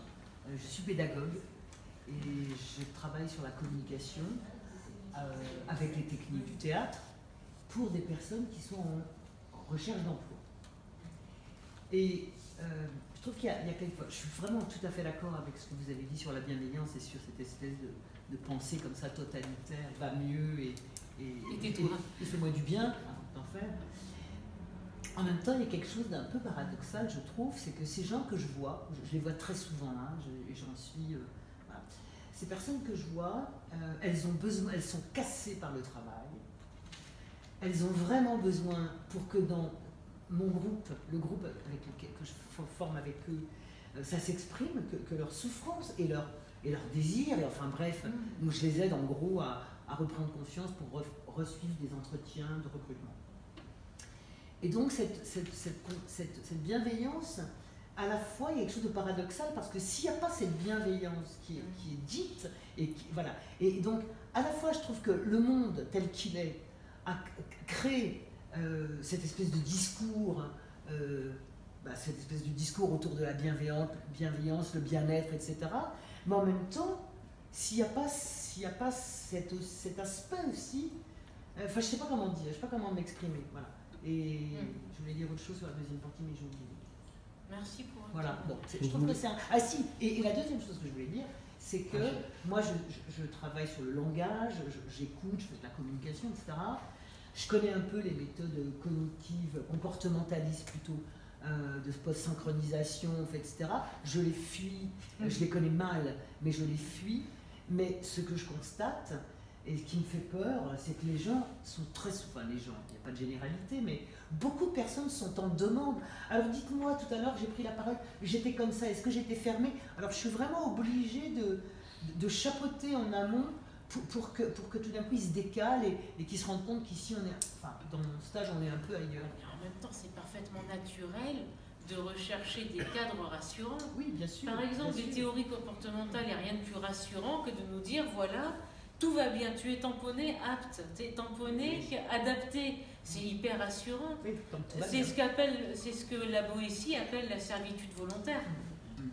Donc, mais en même temps, je vous remercie aussi pour votre témoignage, parce qu'on ne peut pas non plus rejeter d'un revers de main la bienveillance en disant, oh là là, vous savez un peu la posture du cynique, celui qui plane un peu au-dessus de tout le monde, comme s'il savait tout du monde, en disant, oh, mais cette bienveillance, c'est au fond de la malveillance. Non, c'est pas vrai non plus. Mais je pense qu'il me semble, ma petite, enfin voilà, comme je le vois, de jamais oublier l'aspect amphibologique de chaque approche que l'on peut avoir. C'est-à-dire que même la bienveillance, a priori peut être plutôt ouvert et bénéfique, mais peut aussi avoir sa face sombre. Et voilà, ne pas oublier le paradoxe et l'amphibologie. Je crois que c'est peut-être ça le plus important. Mais voilà, ça c'est juste une... Merci. Michel, tu voulais oui. Parler? Oui, mais après, ça peut finir. Ah, d'abord madame. Il est poli. Je me posais la question du rapport avec le jugement. Parce que souvent, dans la bienveillance, on attend que justement on soit accepté sans jugement. Et du coup, le côté de vouloir absolument formater et mettre dans une voie est contrecarré par l'attitude de pouvoir accepter sans jugement la personne. Si on est dans la bienveillance, et puis, vous parliez tout à l'heure, il y a quand même aussi beaucoup, on voyait le côté juridique et tout, mais tout ce qui est comportemental et tout était quand même beaucoup porté par la religion. Je veux dire, dans tout ce qui est miséricorde, ça, j'entends vraiment des paroles très, très christiques. Enfin, ça me fait penser beaucoup au catholicisme. Enfin, je ne connais pas très bien, mais c'est vraiment... voilà, il faut être bon, il faut être ci, il faut être ça, et pour moi, ça me fait vraiment plutôt penser à ce côté religieux. C'est un peu flou, mais oui. Voilà. Mais en fait, bon, je ne veux pas non plus forcer le trait des racines religieuses aussi de ce type, mais il faut peut-être distinguer. C'est toujours pareil, c'est l'amphibologie, je veux dire, c'est-à-dire distinguer ce qu'il peut y avoir de sagesse. Alors, dans des textes fondateurs, là pour le coup, quand vous parlez de christianisme, il y a quand même des textes fondateurs. Et ce que l'on peut en faire, je veux dire, vous voyez, c'est comme toute proportion gardée. Je ne vais pas confondre les évangiles avec les directives académiques de l'Académie de Reims. Toute proportion gardée, mais il y a les textes et puis ce qu'on en fait. Il y a la directive et puis ce qu'on... Mais à mon avis, là aussi c'est personnel, c'est un peu intuitif, mais quand on commence à dire il faut être bon, déjà quand on commence à être dans le il faut, je sais pas, il y a quelque chose de complètement antagonique avec cela. Par exemple, si vous parliez du christianisme, me semble-t-il dans les évangiles, ce qu'on lit, c'est Jésus qui dit aimez-vous les uns les autres, mais c'est la suite qui compte, comme je vous ai aimé. Donc vous voyez, tout de suite il y a un comparatif aussi qui fait qu'il y a une distanciation et une nécessité d'un questionnement. Moi, ce qui m'effraie beaucoup dans ces instituts de bienveillance, d'empathie, etc., c'est qu'il n'y a pas de questionnement, il n'y a pas de mise à distance, on est tout de go dedans. Et ça, c'est... Voilà. Attendez, et madame ensuite. Mais merci, hein, parce que c'est peut-être de cela, oui, merci. Moi, c'était aussi un témoignage que je voulais apporter de par mon expérience. Je travaille avec des adolescents, et typiquement pour lesquels l'empathie pose problème. C'est une période de la vie où effectivement, quand on est enfant, l'empathie est relativement simple, je dirais, à expliquer. On la vit, on la voit, et les enfants en bas âge, je suis grand-mère maintenant et je vois bien aussi avec les enfants, sont assez empathiques. Ils peuvent être aussi à l'inverse, pas du tout empathiques, mais ils ont cette notion qui existe. À l'adolescence, par contre, la notion d'empathie existe de façon beaucoup plus difficilement. Elle existe plus avec leur père, mais difficilement avec les parents ou avec les adultes, etc. Donc c'est assez corporatiste en fait. Hein. Bon, je veux bien avoir de l'empathie pour des copains à moi, pour des gens qui vivent des choses difficiles. Alors là, on n'est pas dans l'empathie, on est dans l'identification affective. Alors oui, tout à fait. C'est pour ça que le sujet m'a intéressée aujourd'hui parce que je ne savais pas faire cette différence. Donc je vous remercie de m'avoir expliqué tout ça. Simplement, effectivement, peut-être que la difficulté aujourd'hui est dans la définition de l'empathie, et dans la réduction que l'on fait. C'est-à-dire qu'aujourd'hui, le sujet, est-ce qu'il n'est pas justement le problème de temps? Le temps que l'on passe sur les mots, le temps que l'on passe sur les choses. Alors moi, je suis coach, donc je refuse ce terme. Il ne m'intéresse pas parce qu'il est lié à la performance, et je vous remercie d'avoir présenté ce terme. Moi, j'ai la connaissance de la scientologie, entre autres, qui aussi, hein, dans une soi-disant très grande bienveillance, ils étaient juste en face de chez moi, je pouvais dire que ce n'était pas très bienveillant. Enfin bon, c'est comme ça. Pour moi, la bienveillance, elle commence déjà par soi-même, par se respecter soi, et je pense que voilà, il y a des tas de choses que vous avez évoquées, mais qui nécessiteraient peut-être d'aller chercher encore plus dans les recoins. Donc cette bienveillance, je pense qu'elle est quand même nécessaire, effectivement, par rapport au jugement, mais effectivement, il y a le problème de l'injonction permanente à être bienveillant, à la performance, à tout ça, mais ça c'est le mal de notre siècle aujourd'hui, c'est contre ça qu'il faut lutter, peut-être, c'est toujours en rapport aux autres, c'est-à-dire, voilà, comment je suis moi, et surtout comment sont les autres, et quel code j'ai envie de tenir, parce que les gens qui viennent nous voir, enfin, vous comme moi apparemment, ce sont des gens qui ont une souffrance, et on n'est pas là par hasard. Je veux dire, moi, quand je fais du coaching scolaire, je suis avec des enfants qui souffrent, des parents qui souffrent. Et donc là, on est bien obligé de comprendre, d'être dans l'empathie et de prendre avec soi, hein, de prendre avec soi. Et donc là, quelque part, du coup, je suis un peu, ça va pas être très gentil ce que je vais vous dire, c'était de vérité. Je suis un petit peu plus perdue qu'en rentrant, parce qu'effectivement, en rentrant... Tant mieux. Voilà, je suis tout à fait d'accord avec vous. Mais moi, dans mes certitudes de mon quotidien, c'est pas vraiment ce que vous venez de m'apprendre. En même temps, je sais pas, c'est une idée comme ça que je lance, mais est-ce qu'on pourrait pas des fois utiliser la stratégie de l'âne? Vous savez, c'est-à-dire que moi, de plus en plus, au plus en fait, on va me dire, c'est maintenant tout de suite, hein, c'est immédiat, tu comprends, c'est hyper urgent. Voilà, le fait de freiner, dire déjà, qu'est-ce qu'on va mettre sur les mots, qu'est-ce qu'on va mettre, qu'est-ce qu'on va dire, qu'est-ce qu'on va faire, pourquoi c'est si urgent. Bon, évidemment, quelqu'un est en train de s'étouffer dans mon institut, bon, forcément, il serait urgent d'appeler le SAMU, on est d'accord. Mais en règle générale, la plupart du temps, il n'y a pas d'urgence. Mais c'est pour ça la méditation, aujourd'hui, prend une telle ampleur. Oui, mais alors là aussi, la méditation... Oui, mais la méditation, de quelle méditation on parle? Parce que si on parle de méditation pleine conscience, déjà le mot même pleine conscience, comme si on devait être plein de soi. Voilà, alors c'est pas peut-être de cela dont il est question, mais voilà, interrogation, on médite, de quoi on médite? C'est-à-dire, est-ce que c'est pour se retrouver soi-même? Je vais vous dire, là, on fait vite le tour. Hein. Je veux dire, on est en circuit fermé. Est-ce qu'on a un mode de vie en circuit fermé où on accepte parfois même au risque de dérailler? Voilà, c'est le changement de spatialisation et du regard et de la position de son propre corps aussi. Après, c'est voilà, c'est des questionnements.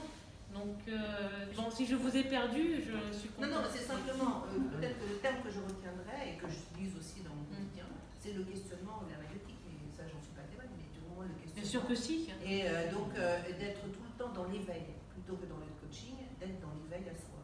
Voilà. Je pense que c'est vraiment peut-être le terme qui me fait vivre au quotidien avec les adolescents, c'est comment je fais pour les éveiller à eux-mêmes et les éveiller au monde. Et qu'ils soient des citoyens, c'est-à-dire des personnes intégrées dans le monde, avec un minimum de code. Après qu'ils aient envie de prendre des distances par rapport au monde, ça les regarde. Moi, ça ne me regarde pas, je ne suis pas là pour les juger. C'est là ma bienveillance, j'espère. Merci. Michel.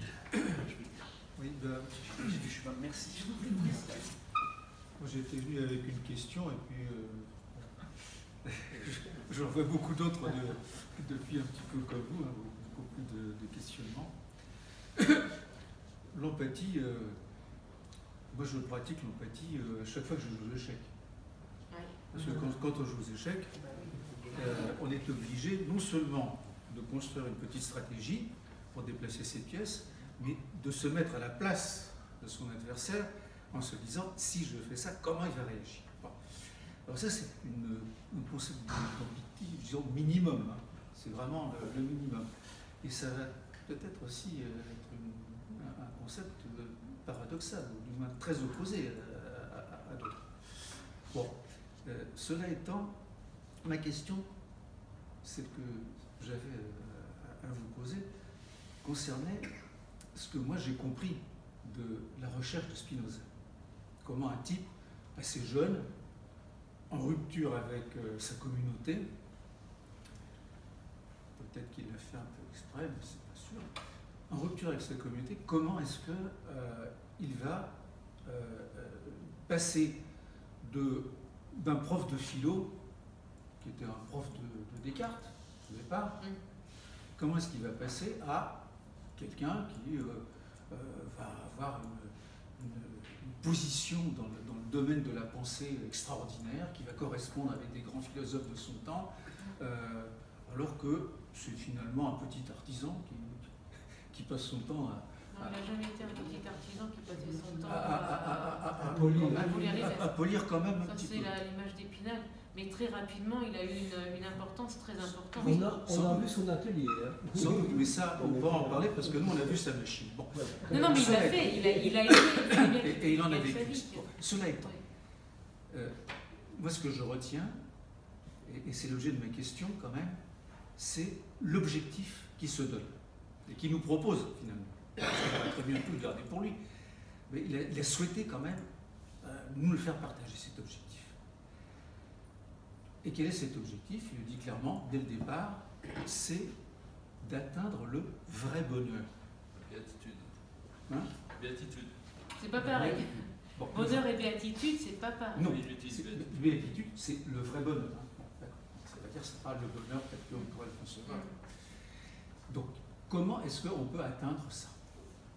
Et tout son travail, en quelque sorte, c'est d'essayer de trouver des voies qui nous permettent de le faire. Première voie, c'est, me semble-t-il, et c'est ça qui est peut-être le plus problématique, c'est que pour être vraiment heureux, il faut avoir une connaissance d'une vérité. Il faut connaître réellement le monde tel qu'il est, l'être humain tel qu'il est. C'est la connaissance qui va faire qu'on va être heureux. Alors, est-ce que c'est une proposition recevable? Ça m'interpelle. Mais en tout cas, ce que je retiens, c'est que lui a cherché non seulement à nous dire des choses d'une complexité ahurissante qu'on a du mal à comprendre, mais il a cherché aussi à nous donner des recettes. Et c'est un petit peu un coach aussi. Et les recettes, par exemple, c'est mémoriser un certain nombre de maximes. C'est incroyable. Spinoza nous dit essayez de garder en mémoire un certain nombre de choses parce que tôt ou tard dans la vie de tous les jours, ça va vous revenir à l'esprit. Pardon? Alors, par exemple, une maxime très intéressante qui va peut-être vous surprendre si vous ne la connaissez pas. Spinoza nous conseille de garder en mémoire cette maxime. Plus fort. Pour combattre la haine, on combat la haine non pas par la haine, mais par l'amour. Ah, c'est surprenant ça, hein, parce que ça n'a rien à voir avec d'autres concepts, ceux dont vous avez parlé notamment, qui ont suivi et qui ont abouti par exemple à, de tout temps, l'histoire des sociétés humaines a toujours été celle de la lutte des classes, par exemple. Hein. Parce que là, il n'est plus question d'amour là-dedans, il n'est plus question de haine, etc. Donc, si vous voulez, je suis un petit peu perplexe lorsque j'entends un peu le discours que vous faites et qui tente à exclure en quelque sorte de l'œuvre de Spinoza ce besoin de nous donner des recettes aussi de vie qui nous permettent d'accéder ou du moins de progresser dans ce chemin vers le vrai bonheur, vers la félicité. Moi, j'aurais juste une remarque. Je vous remercie beaucoup pour vos réflexions. J'aurais juste une remarque, c'est que Spinoza, en nommant son livre Éthique, effectivement, il fait de la philosophie pratique et non pas de la philosophie métaphysique. Et la seule philosophie pratique, la condition nécessaire et suffisante d'une philosophie pratique, c'est la physique scientifique. Donc à partir de là, on peut trouver des recettes si vous voulez, oui. Mais ce n'est pas des recettes de cuisine. Non, mais j'y reviendrai aux recettes tout à l'heure. Me semble-t-il. Donc de quoi on parle? Est-ce qu'on parle de propositions En tout cas, c'est une discussion intéressante. Est-ce que j'ai posé la parole à quelqu'un?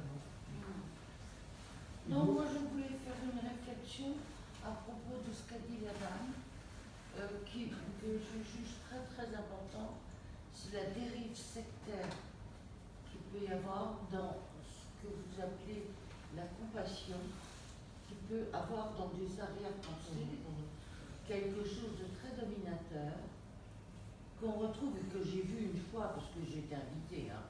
Bon, je ne serai jamais avec moi-même, pas dans la dianétique, mais dans une église évangéliste protestante américaine qui était effrayante.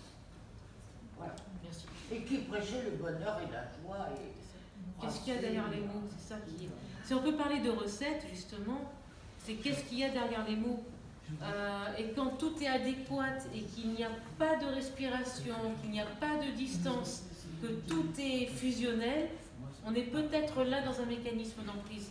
C'était un peu de cela dont je voulais parler. Maintenant, ça a été une porte d'entrée de Spinoza, et vous avez raison, il y en a bien d'autres. Mais c'était voilà, ma porte d'entrée qui est pas la porte royale, mais voilà, pour essayer, en tout cas moi qui m'a questionné. Donc c'est ça que j'ai voulu vous présenter. En tout cas, merci beaucoup. Et merci pour votre témoignage. Bon, moi je voudrais donner un témoignage.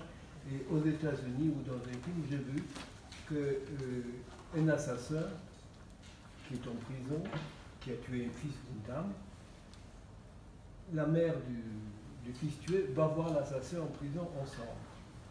Il y a de plus en plus de rencontres comme ça dans le monde anglo-saxon qui donnent des résultats, je dirais, et je voulais avoir votre avis là-dessus parce que est-ce que c'est spinozien et l'empathie et l'amour, haine. Mais là vous parlez de pardon plutôt. Peut-être du pardon. Au début c'est peut-être du pardon, mais après paraît-il qu'il y a des cheminements qui progressent et que ça devient, ils deviennent de plus en plus. Ils ont besoin de converser les uns avec les autres de plus en plus. C'est ça que j'ai entendu. Non, je ne connais pas ni le nom des gens. Hein? Alors, il s'agit des pardons au début. Hein? Je ne vais pas dire que les Israéliens qui vivent à Berlin, c'est de l'empathie. Non, je n'ai pas dit ça. Mais encore que. Hein? Est-ce que c'est le syndrome de Stockholm au début? Oui, je pense que c'est ça aussi. Ou bien c'est ensuite, est-ce que c'est une nécessité empathique ou pas? C'était une question que je pose à moi depuis longtemps. Oui, c'est bien. Là, je crois qu'il y a un amalgame entre. Mais c'est un amalgame volontaire. Oui, je comprends, mais c'est quand même un amalgame. Excusez-moi. Je vais aller très vite pour les autres questions, très très vite. Et c'est des choses très, très actuelles. La première chose, c'est les réseaux sociaux permettent aujourd'hui, on dit qu'au bout de 10 likes, on vous connaît mieux que votre voisin. J'espère avoir plus de 10 likes quand même. Non. On va y aller sur. Ce que je voulais dire, c'est les algorithmes permettent de vous connaître mieux que pratiquement que vous-même. Donc c'est la première question. Est-ce que c'est possible de remplacer, puisqu'on m'a dit que c'était quelque chose de très conceptuel, l'empathie, la compréhension de l'autre? Est-ce que c'est possible? Croyez-vous que ce soit possible? On a déjà un peu la réponse dans ma question, mais de remplacer ça par des algorithmes, puisqu'il a été possible de manipuler des gens très inquiets pour qu'ils votent une certaine personne aujourd'hui au pouvoir aux États-Unis. Ça, c'est la première chose. Tu commences par un T. Voilà. Donne pas la nommer. Donc, on est rentré hein. dans l'intime d'une personne. La deuxième chose, je voulais dire aussi, parce que c'est une question actuelle, vous avez posé la question tout à l'heure sur le suicide assisté, sur la persévérance dans son être, comme dit Spinoza. Et en fait, j'ai lu beaucoup de choses sur ce sujet. Et les pays qui ont mis en place ces possibilités-là, il y a très peu de gens qui demandent. Moi, je suis tout à fait évidemment pour, mais dans le concret, il y a extrêmement peu de gens, ce qui irait vraiment dans le sens de Spinoza. Il y a vraiment très peu de gens qui demandent à être assistés dans le suicide. C'est de l'ordre de 1%, d'après Jean-Louis Touraine, qui a fait son gros rapport comme ça. Non, c'est pas beaucoup par rapport à l'état dans lequel peuvent se trouver des gens en fin de vie. Donc voilà, c'est tout. J'en dis pas plus. Mais quand vous dites que les algorithmes peuvent influencer, bien sûr, mais c'est déjà le cas de toute façon. Mais est-ce qu'on est dans une relation d'empathie? Non, on est dans une relation de manipulation. C'est exactement l'inverse de l'empathie. Parce que l'empathie, c'est être capable de s'extraire de ses intérêts personnels immédiats et se mettre à la place de l'autre, de se décentrer de soi. Et c'est peut-être cela qui peut constituer un jeu en tant que jeu, une identité peut-être aussi. Pas simplement des pulsions, mais être capable aussi de s'extraire, au moins pour un temps, de ses pulsions, de ses envies, ses besoins, ses désirs, etc. Mais là, c'est tout l'inverse, c'est-à-dire manipuler l'autre. Tout à l'heure, vous donniez l'exemple du jeu d'échecs. Oui, d'une certaine façon, il y a une perspective hétérocentrée, mais en même temps, elle est parfaitement égocentrée. C'est pour mon bénéfice, donc on n'est pas dans une relation d'empathie. Parce que je me mets à la place de l'autre. Aux échecs, pas forcément. Non, mais je veux dire, non, mais dans le cas de se mettre à la place de l'autre pour un intérêt personnel, on n'est pas dans un rapport nécessairement de destruction, de prédation, c'est pas ça du tout. Mais, enfin, pas toujours, pas seulement, mais en tout cas, c'est pas l'empathie telle qu'on l'a définie avec le docteur Berthoz, au sens d'être capable de s'extraire d'intérêts personnels et littéralement se mettre à la place d'un autre. Mais après, il y a le moment, et comme vous disiez justement, du retour à soi. Et dans ce retour, qu'est-ce qui se passe? Est-ce que je vais le replier sur mes intérêts du moment, ou est-ce que ça va me changer moi-même? Et peut-être que la relation d'empathie, c'est quand ça va changer quelque chose de ma relation. Et pas pour... Voilà, enfin je sais pas, mais c'est une question. Est-ce que la relation parent-enfant, c'est pas un bon exemple quand même? La quoi là? La relation parent-enfant, c'est-à-dire moi en tant que parent, je vois mon enfant en train de se tromper, commettre une erreur, mais je suis passé par là, donc je peux avoir une certaine forme d'empathie, parce que j'ai été enfant, je suis en train de voir un chemin qu'il prend, et en même temps j'ai un désir, si je suis normalement constitué, de vouloir l'aider, donc j'objective, je suis obligé en même temps justement de mettre à distance et de ne pas fusionner pour pouvoir le guider et l'aider. Donc il peut y avoir un moment d'empathie dans le sens où moi j'ai été comme lui, je peux comprendre, pas exactement ce que je serai jamais pareil, mais quand même quelque chose de ce qu'il est en train de vivre parce que je l'ai été. Et et en même temps une objectivation parce que j'ai une partie de moi qui doit rester à distance pour raisonner et pouvoir l'aider. Et tout ça mu par un désir, finalement, le désir normalement d'un parent d'aider son enfant à s'émanciper, à grandir, etc. Après, la question, c'est peut-être, je vois ton chemin, j'ai fait la même chose, donc ne fais pas les mêmes erreurs que moi. Ou si tu fais ça, il va se passer ça, et je veux t'aider. Oui. La question, c'est le jeu, tout ce qui peut se passer entre qu'est-ce qui va mener à l'autonomie ou qu'est-ce qui est de l'ordre de et la projection de ce que voilà. désir de lui. Oui, mais ça, on est tous là, mais de toute façon, dans toutes nos relations, on est là. On ne peut jamais non plus. Alors, mais oui. Et Dieu est montré dans la Bible comme, à un moment donné, une relation, on va dire, notre Père, parental, etc. Donc, est-ce que Dieu a de l'empathie pour l'humanité qu'il a créée? Alors, je ne sais pas, monsieur... Madame, oui. en fait pas. Allez-y. Non, juste par rapport à un problème parent-enfant, parce que je travaille dessus, même si je n'ai pas la science infuse et que mon expérience n'est pas celle de tout le monde, il y a une chose quand même qui me semble très importante, c'est dans le mot comprendre. C'est-à-dire, qu'est-ce qu'on entend par le mot comprendre? En quoi le parent peut-il comprendre son enfant? Et la difficulté qui existe aujourd'hui, c'est le parent qui se croit tout puissant et qui est en capacité de tout comprendre de son enfant. C'est terrible. Et c'est la même chose avec la dérive sectaire dont on parlait tout à l'heure. En fait, comment une secte peut-elle, enfin un organisme quel qu'il soit, parce qu'eux ne se nomment pas sectaire évidemment, peut comprendre un individu. En fait, c'est simplement, dans le cas de la secte, annihiler ses émotions. D'accord? Pour qu'il se sente, et c'est un désir de sécurité. Le parent a besoin de sécurité, si mon enfant pense comme moi, alors je vais pouvoir l'aider.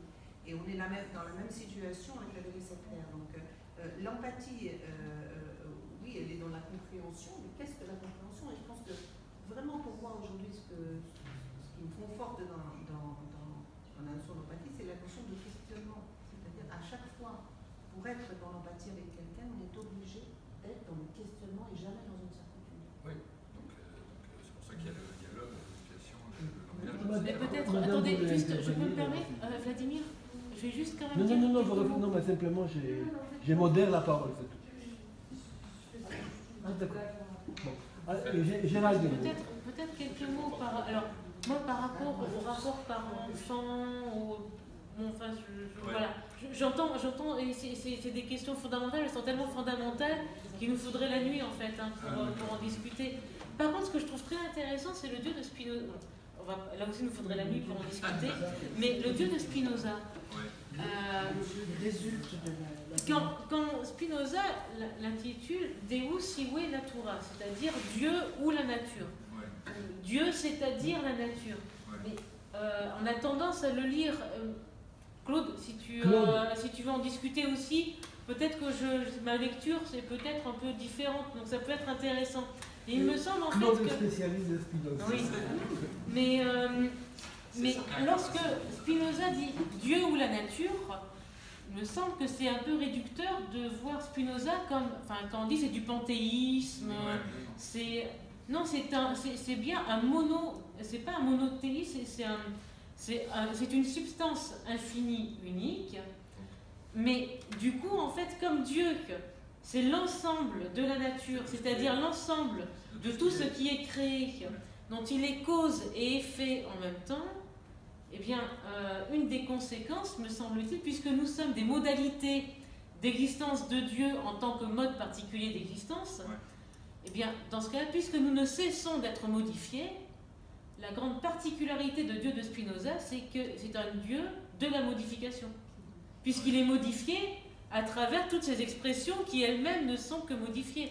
Ce n'est pas un Dieu substance unique, intangible, mais que nous, on suppose des modifications dans le temps, alors qu'en fait, il s'agit en fait d'une éternité mouvante, Dieu comme éternité mouvante, et dont les modifications sont parfaitement libres, à la différence de nos propres modifications. Et là, dans ce cas-là, il ne peut pas être un Dieu tout-puissant qui imposerait... C'est le Dieu qui ne cesse un Dieu qui ne cesse de s'expérimenter lui-même depuis toutes ces modifications que nous sommes, entre autres. Donc il n'y a plus besoin d'empathie. On est libéré de l'empathie. Vous avez besoin d'empathie. Parce qu'en fait. Il a une infinité de possibilités dans une infinité. Est-ce que l'empathie ne serait pas la connaissance de Dieu, c'est-à-dire la compréhension? Mais c'est ça la béatitude, c'est ça qui vise. Moi, je vais dire quelque chose de très basique, presque banal. C'est que j'ai un souvenir, et c'est marrant, quand j'ai vu l'intitulé de Providence, je suis venue avec cette pensée-là, ce souvenir-là. J'ai souvenir d'un moment qui était difficile pour les Juifs. Et j'étais chez des amis, il y a eu des crimes antisémites. J'ai été chez des amis à la campagne, j'étais très malheureuse. Et à un moment donné, elle m'a dit, qu'est-ce que t'as? Et j'ai expliqué. Et je n'ai eu aucune empathie. Et c'est pas, je pense vraiment que ces gens m'aimaient beaucoup. Et je ne pense pas qu'ils m'envoyaient des choses négatives. Mais ils étaient incapables. Je sentais qu'il y avait une incapacité à être dans l'empathie. Alors j'avais envie de dire ça parce que, à la fois, je trouve que le manque d'empathie, c'est une souffrance parfois, quand on a vraiment besoin que l'autre comprenne et se mette un peu à notre place. Et en même temps, je pense que même si l'autre ne le fait pas, c'est pas forcément parce qu'il est, on doit lui amputer un manque d'amour ou quoi. Moi, j'avais envie de dire ça. C'est un peu banal, basique, mais j'ai envie de le dire. Merci. Oui, absolument. Eh bien, merci à tous. Merci pour votre patience et...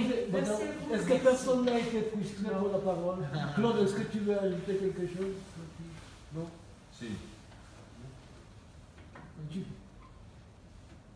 Tu fais comme... Non, tu fais comme le rabbin de Berlinger qui sort dans la rue, j'ai dit, j'ai une réponse, qui a une question? Quelle est la réponse? C'est Dieu. J'ai pas préparé ça. Mais il paraît que c'est une histoire. Merci encore, vraiment. C'est bien. Au revoir. Au revoir. Ça sera Au revoir. le Bien sûr.